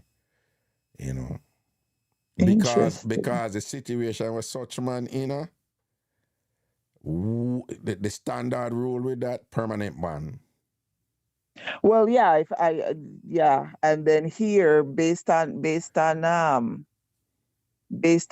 the crime was and whatever, it would make him ineligible to come here. But there's a show here on October 13th or something. Right. So yeah. But over here too, we have a visa that is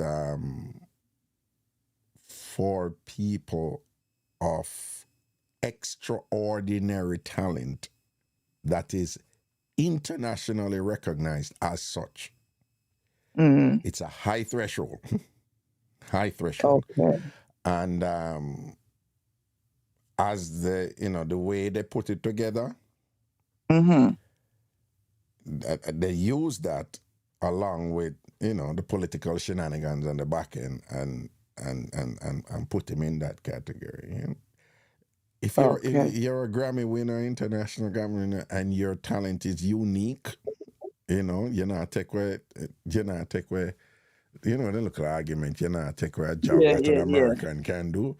Well, it's only you can sing that song there, whatever, That is true. But at the same time, this is just my opinion, right? So nobody never go with it. I'm saying given that you know, you come through that way there. Do you think it's a good idea for such man still a sing certain song that, you know, with a line in it where say don't stop at all?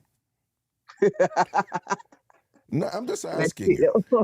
Let's see. I haven't watched the concert in its entirety, No, so I but I'm don't know if telling it's you, still on the. the song was sung, and Okay, and okay, okay.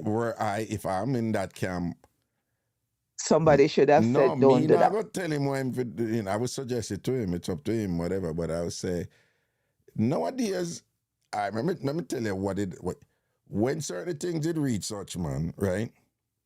Mm-hmm. That song that did come up, you know.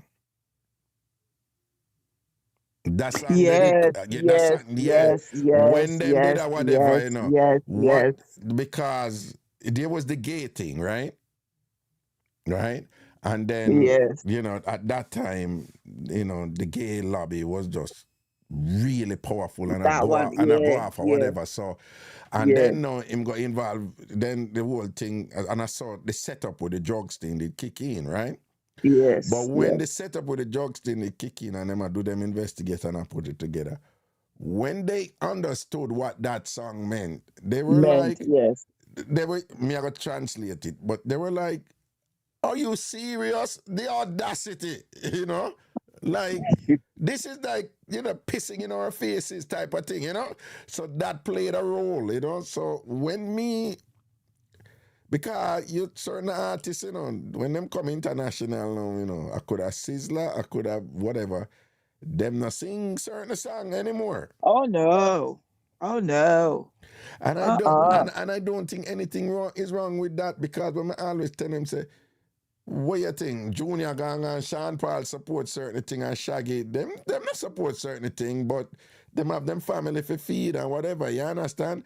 You have They gotta get a people, point. you have people who have me tell it, true story, you know. A brother come up here, you know. He just come a foreign and thing and whatever. And get a job as security I want a retail store up here, right?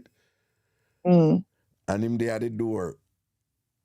In a New York, you know. Remember in a New York, a blue state where them something there, you know, them something there. A big something up here. Them have license and everything. Them have ratings and power up here. New York City. You understand what I say? Yeah, yeah. And him I work security at the people in store door. And see a crew of them come up and they're like, Lord, there girl, I'm gonna get my thing and whatever. Said that. And you know, said the dog will do. I said, I wanna go. Wanna not come in here. What's that? I said they fire him instantly. Right away, them fire that man. Them fire that right away. Now, what me I say is, you know, Oh, Jesus. what me I say is the owner of the store don't care. The owner of the store I sell clothes. Him no business, and then them I go home and feed him family and send him people go good school and all these things and whatever. So the owner of the store him probably not in a certain thing, but him no business. What you want do, you do. You follow me? I say? Yeah, yeah. Junior gang him no whatever store and so on, whatever, but you know, him and even if him a touch a little thing, him do it in a neat way. You have some of them people that they in a Jamaica now, them just have this thing where them walk around with this burden for feel like say them have a ball out louder than anybody else against certain things as if them singularly are gonna stop them thing from happening anyway. And then it blighted them. And sometimes I wonder who is advising them. Or I know that sometimes people advise them and them still don't listen. They don't listen. Them They don't said it. listen. But it's the hypocrisy for me of you come out on one hand, say, yeah, burn out them the things there and yeah, do that. And then on the other hand, you accept the money coming from that side because some of them will support your other songs or your other things that you're doing or whatever. You wear the clothes, you wear the cologne, you wear the shoes, you buy the things. Make it make sense. You understand? Make it make sense.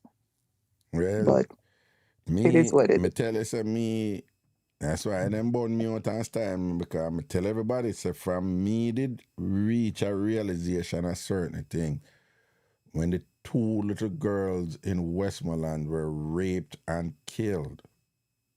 Shanna K. Legister and Shanika Shakes, 8 and 9-year-old. And me hear them. No, Them. William. I got no them long. I remember the name them so. Yes, man, because it born me, man. The little girl, me all know, right? And when me hear my fellow Jamaican one them, including artists, well, at least a female, me draw the line, right? Me draw the line. I me have daughter now. I remember say me never had a pitney them time that them did that call me iron balloon can't get a bus. And I say me sperm and ashes. I look for your bus 3 times. Right. But me I say even from them time there, me love Jamaica, me love Jamaicans and whatever.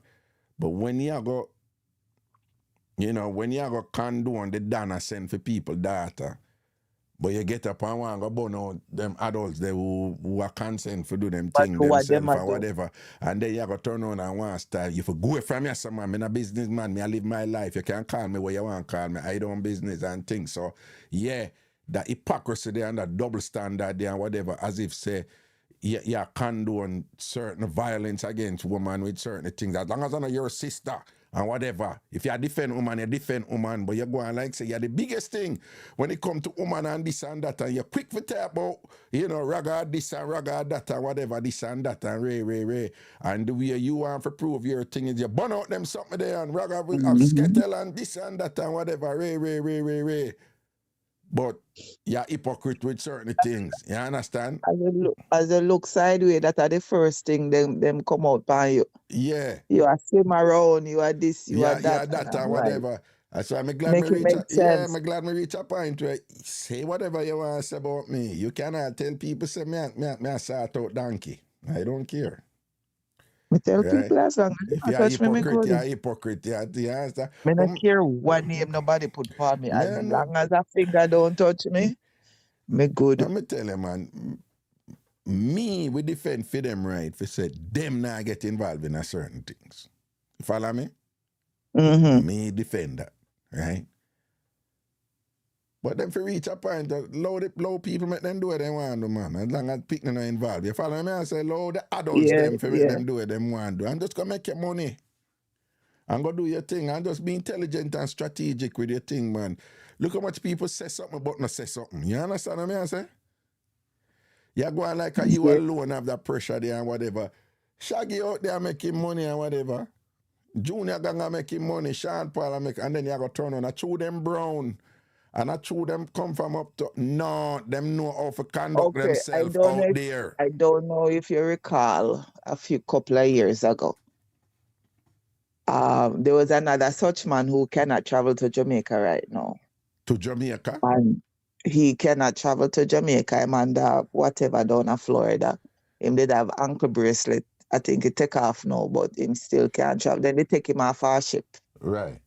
You're supposed to know who. Right. And there was a situation with Ding Dong and one of the dancers or something. And them did I say either one of the dancers or one performer in the camp.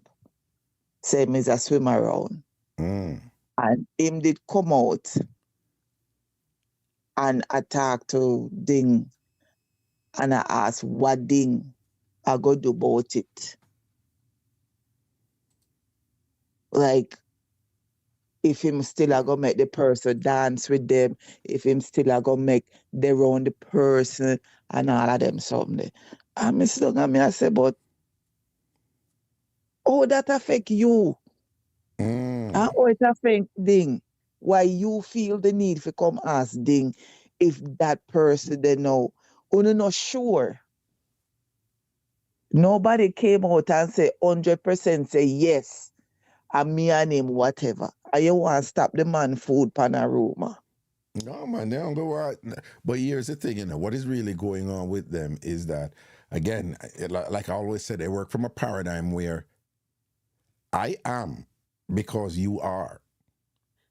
Like the way that I convince myself that I am something is by attacking you that you are. Because when I attack you that you are and I done you, I am simultaneously sending the message to the world that I am not that thing. That is why I am attacking you.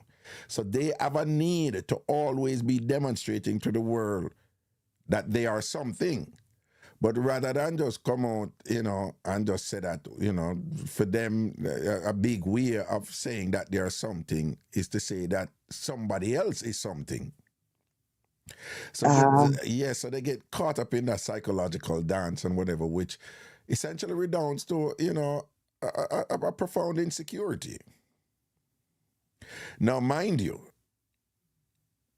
I'm not condemning them, because did you know that for a long time during colonialism, right, Jamaica was the biggest, what they refer to as buck breaking base in the amongst the slave colony over here in the Western world?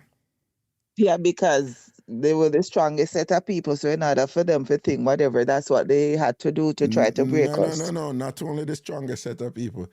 Jamaica, a lot of people don't know, Jamaica was a major shipment point for slaves, back then, like where the slave them come and drop off, it's other people send them to Jamaica, and Jamaica became known the place of send the bad slave them.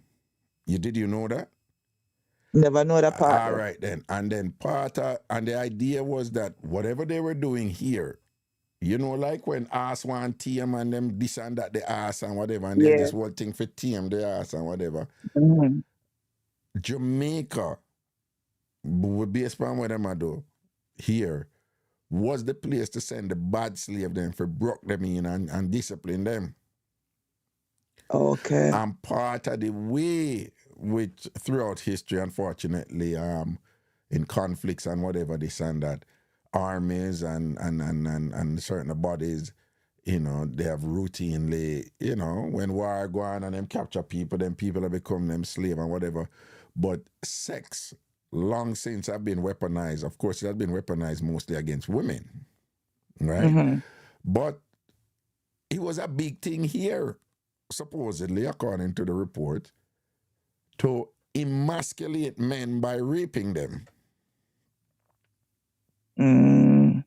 So there was just in general, you have, the Christian doctrine that is against those things anyway. So Christianity is really strong in in African countries and Caribbean countries, and so you have those sides, so I'm not saying it's one thing, but I'm saying this, apparently there is some historical precedent, there is some historical determinative factors that contribute to Jamaica's vehement opposition to that lifestyle. And it had to, apparently, a big part of it had to do with, a terrible victimization against, black people back then, in a way to emasculate and control them. And apparently some of it was done publicly to send a message, that thing that public shaming and thing like, you're done for after this, the man where you see strong and whatever, look at him, I just turned him into my bitch. And then, so then you have what is referred to as generational trauma that is passed down. And then, like somebody like me, an anthropologist, I'm aware of ways in which, the message coming down is then accompanied by rituals that solidify whatever meaning they want to prevail. So if in that case, I remember it was all about resistance for we, So if in that case they were using that form of they were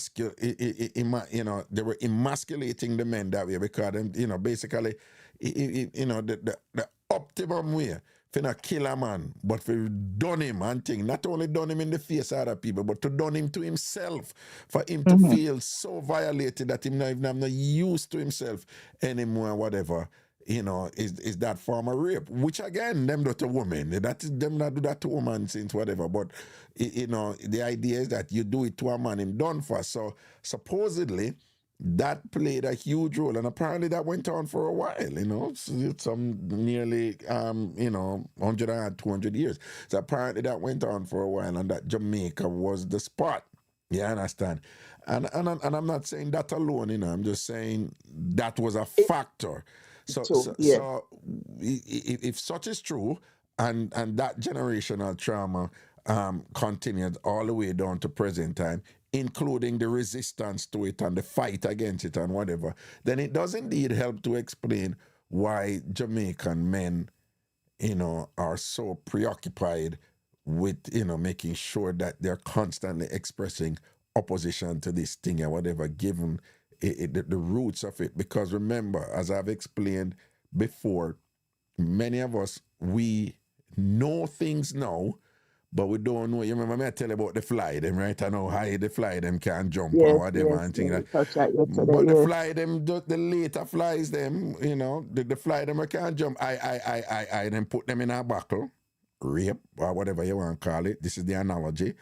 And then them limit how far them can jump, and them keep that there, and then them fly that have picnic, and them fly that come see them parents only I jump this high, and then them one have picnic and come see them parents only I jump this high, and whatever. You open the buckle and them only jump this high and whatever, but them can't jump higher, but because them learn this, that become universal to them. So you ask 3 generations down, why you only jump this high? Them going to just say, no, because that is just so high you can go. And then them have other explanation them with the monkey them when them put the banana up, and if one monkey go up for the banana, them throw freezing cold water upon the other monkey them, right? And if him go up, freezing cold water.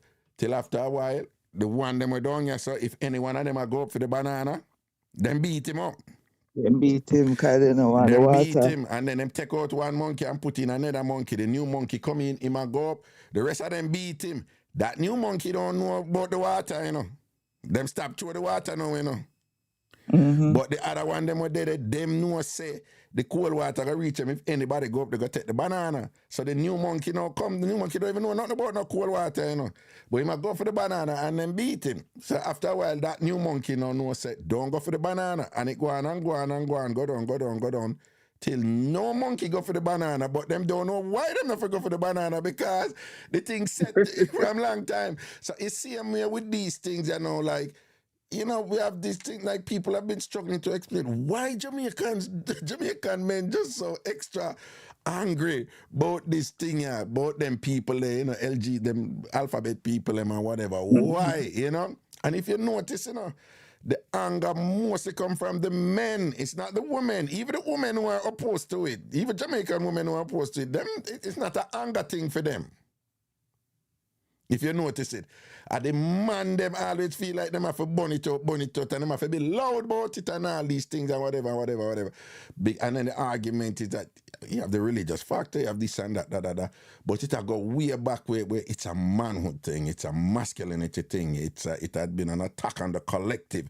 It was weaponized, to reduce the resistance against the liberation and people or whatever. So I say, while I am here saying them need to let go this and whatever, this and that, there's a caveat there, admittedly. So I kind of understand where it come from in some sense, and why they're like that now. So I don't want people to think I burn them out and whatever and thing like that, and I said done with them and whatever, because they too, like the monkey them or whatever, this and that, them probably don't even know why the thing's so strong down here in Jamaica. You understand what I say?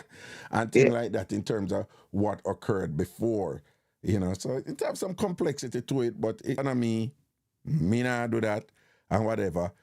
But leave adults to do it, them want to do it themselves and for enjoy for them life, and you just not go around them, if a guy come bring that to you, say, yo, allow my man, go from my man and my speed, go back to your, you know what I say? But nobody feel like, say, you have to have a need for go say, kill them and murder them and whatever and this and that and I know, just as from my point of view, a couple of things.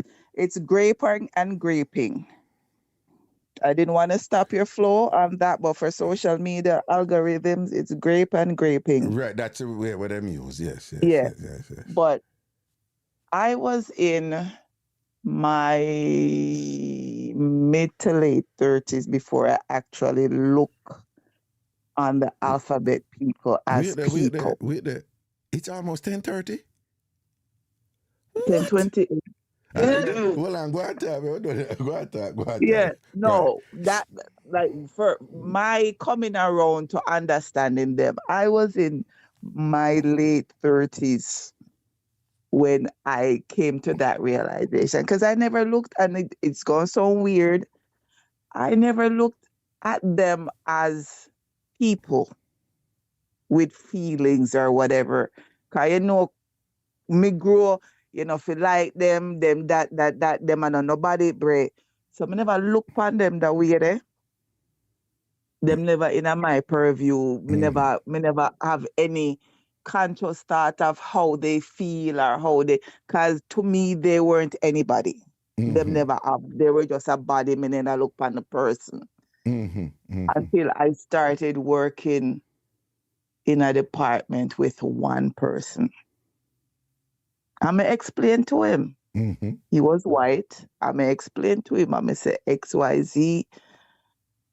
You are not my thing. Me no know about who no want to do da da da da da. So help me to understand about you, what you do, how you do, and whatever. And then when him break it down, and then him would have come in at the time and I tell me, him had this trouble and that trouble, and then me start look upon him different. And me I say, but wait, you have the same man problem like me would have. Yeah. No, for me, and I have to go, but let me tell you something more. And a whole bunch of argument there, but me not gonna lie. I am a man of logic, right? Right? And me's me's a spiritual person too, where I learn to trust my instinct. There things I cannot explain scientifically and logically, but I know that there is just some validity to it, right? When you meet somebody and you feel an energy and you can't like them right away, or you meet somebody, you don't know nothing about them, but your spirit not take them and whatever. You cannot deny that. You cannot deny that. There is something going on there that we cannot explain, right? But me, I have learned to say, but still trust it. Okay? But that being said, so you have that side, right? But you have a logic side also that, like, so for me, it was like I was conditioned that way. I'm missing them light tie and throw it per one, whatever, when I was a little boy, whatever. And I never feel nothing like, and then I grew up and get old and be like, that was a human being, like, that was somebody's child, type of thing. But the one thing where them say, where based upon logic, particularly in a Jamaican context, cause my thing was when I say, what I want to do this? At the time when me, I said, what I want to do? Why you do this and thing? And I say, for me, as a heterosexual, I say, look how woman nice and whatever. No disrespect still, but boom, bang, bang, bang, bing, bing, bing. And the one thing when them say from a logic perspective and thing like that, when I say, boy, say you have a point, they say, if I your thing, I your thing. This is it. Them say, all right. Given the consequences of being that in this country, and given what you say, oh, woman nice, why we are doing? That is a question I ask people all the time. So what them say is, the fact say we still do it. That not tell you say, something there where we feel real over here, so make we have to do it even if we are go dead. Well, see, that was one of the questions I asked my friend, because not like he's my friend. I've been to his wedding, whatever, we have lunch, he's my friend. And I said to him, have you ever been, like, can you look at a girl and parts move? And him said, not in the least. Right. Not in the least. Me say, you ever kiss a girl and something no, Bernadette. When I say, me hear what I say now because I said that to him. But his point is, all right, fine. Me not there so. You know, film thing like me not, yeah, fine, King. At the time it was them never at that time it was a raga, it was Kingsley. He must say Kingsley fine, me see what you say. But don't you understand then that give me that right as in a Jamaica? They're killing us for doing that. And if we still do it, don't it mean so then just as how you love woman and there's something in me where me can't stop love man type of thing. That's why I even if you're gonna kill me, I just there's something there. That not sound like why would somebody the most primary thing of value to human being is life. Right? And if you are gonna keep doing, and we are talking about the Jamaican context now, you know. So if Yes. you are gonna keep doing something that is 24/7 a threat to your life, harm to you, or whatever, but there is something that going on inside of you where you just say, "But I can't do no better." I mean, it's not my thing, but what I'm saying, there is a logic there that there is something going on there that compels you by your explanation to be who you are, you know, that on some level based upon logic, me just said, no, allow you to do your thing since I saw you see it, you know, where in the face of death, you know, and extreme harm and whatever, you know, you still feel compelled, just like how me, I said, why a woman, I love woman, you know, because Ray, and you know, that's something there, you know. And just like how you can understand my thing, me can understand your thing, because me not in that space there. But me not have to worry about nobody that kill me for like woman. You understand? Exactly. But you have to worry about people that kill you if you whatever this and that, and yet still you continue to do it, then there must be something there that really goes for you. You understand? Interesting. Anyway, You 26 never know minutes where too show late. them are going. You start by immigration. Oh, you reach over here. So we get a whole history lesson. We get a whole sociological. No, but hold on. But you know, so that is why I love doing this, though, and then talking to people like you. I swear to you, that's why I love doing it. Yeah, hey, I'm Bernadine. How many times I come here? No, man, we're just having a 1 hour show. When you said that, me just stop. I'm like, sometimes me I drive and I listen. And I'm like, No, ain't gonna happen. Like people, I'm just here for 45 minutes and thing. Ain't gonna happen. I know up on the internet, like that, I'm not say a few minutes later, but in this instance, 3 hours later, Exactly. still at it. Still at it. Have a good night, sir. Good. All the best, Bernardine. Always a pleasure. All Thank right. you. Big Yeah, up take yourself. care. All right, Bye-bye. people. It's here on the East Coast. It's 25 minutes to 11 o'clock. That means it's 25 minutes to 4 a.m. in England, and that is why Craigton is no longer in the chat. The dog must knock out that thing. Once the blessings and respect to the item and sitting, all right? We'll be having a show tomorrow. All right? All right. Jagans, big up yourself, you know, care. Love and blessings always. CBS, must see you. Del Marine, Agrider.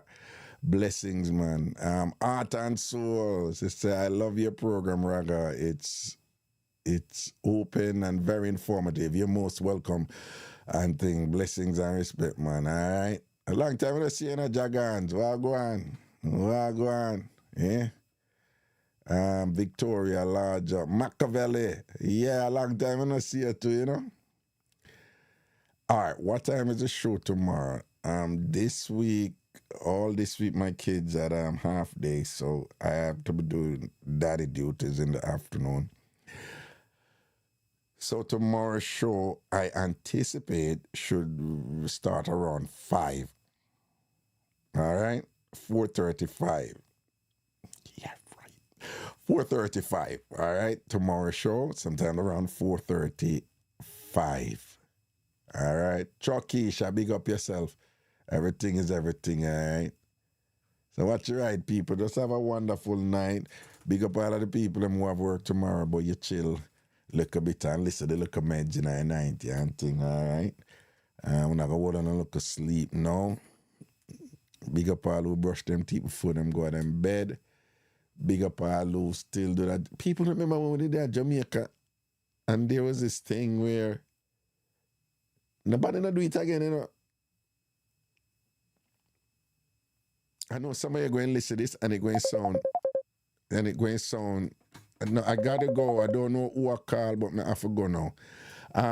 I know some of you are going to hear this and be like, it sound corny and probably not no gossip. But I swear to you, what I'm about to tell you, yes, K, wash foot.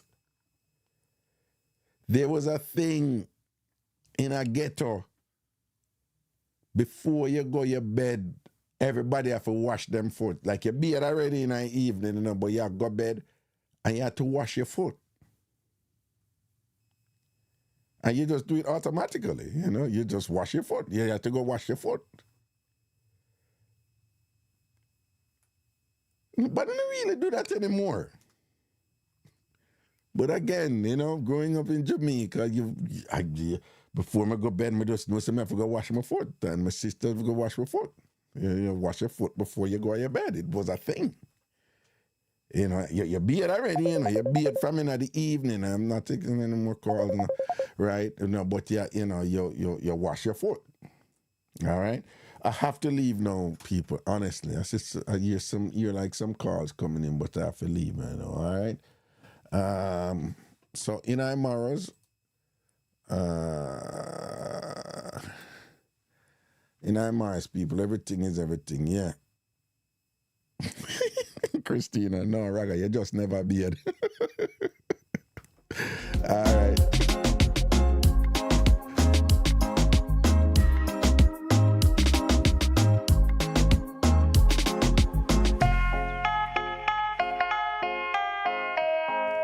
We're liquid a long time, you know. Liquid, I swear to God, I'm not telling a lie. I swear for my mother name, you know, I'm not telling a lie. So, you know, I say I told them my mind I run by and thing, I make for call you. I take up the phone and say I go call you and just check in. And I say, Liquid, wagwan, you're good. And as I take up the phone for call you, my daughter come out with her homework and I ask me to help her with her math problem. I swear, Liquid. I swear. I say, a long time I don't hear from Liquid, you know, I hope him good, you know, boom, bang, bang, bing. And I say, I call the general, and I call him, I take it up, Jide come and I say, Daddy couldn't help me with my math problem. And I saw me go help her and thing, and I call her and look there, you forward and thing. Big up yourself, Liquid, and say a word, man, all right? Blessings, my brother.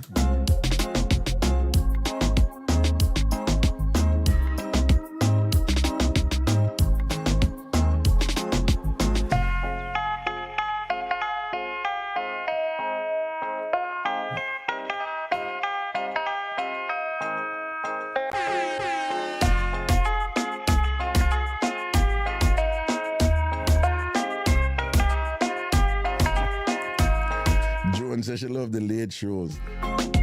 Joan, they were all late shows before, you know. Like, all my shows had started at 8, you know, like at 8 p.m. before. When I just started doing YouTube, they were all late shows before, you know. Bad girl Cassandra, big up yourself, you know, real good as to the thing. I want to hear about Cassie. Cassie, I want to hear about.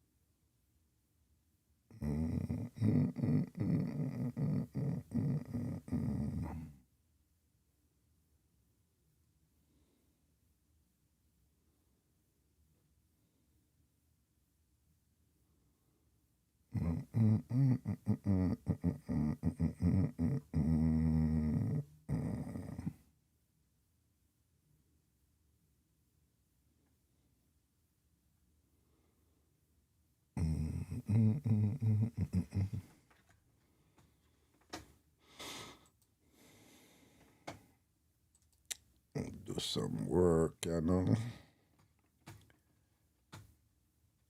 Bedtime.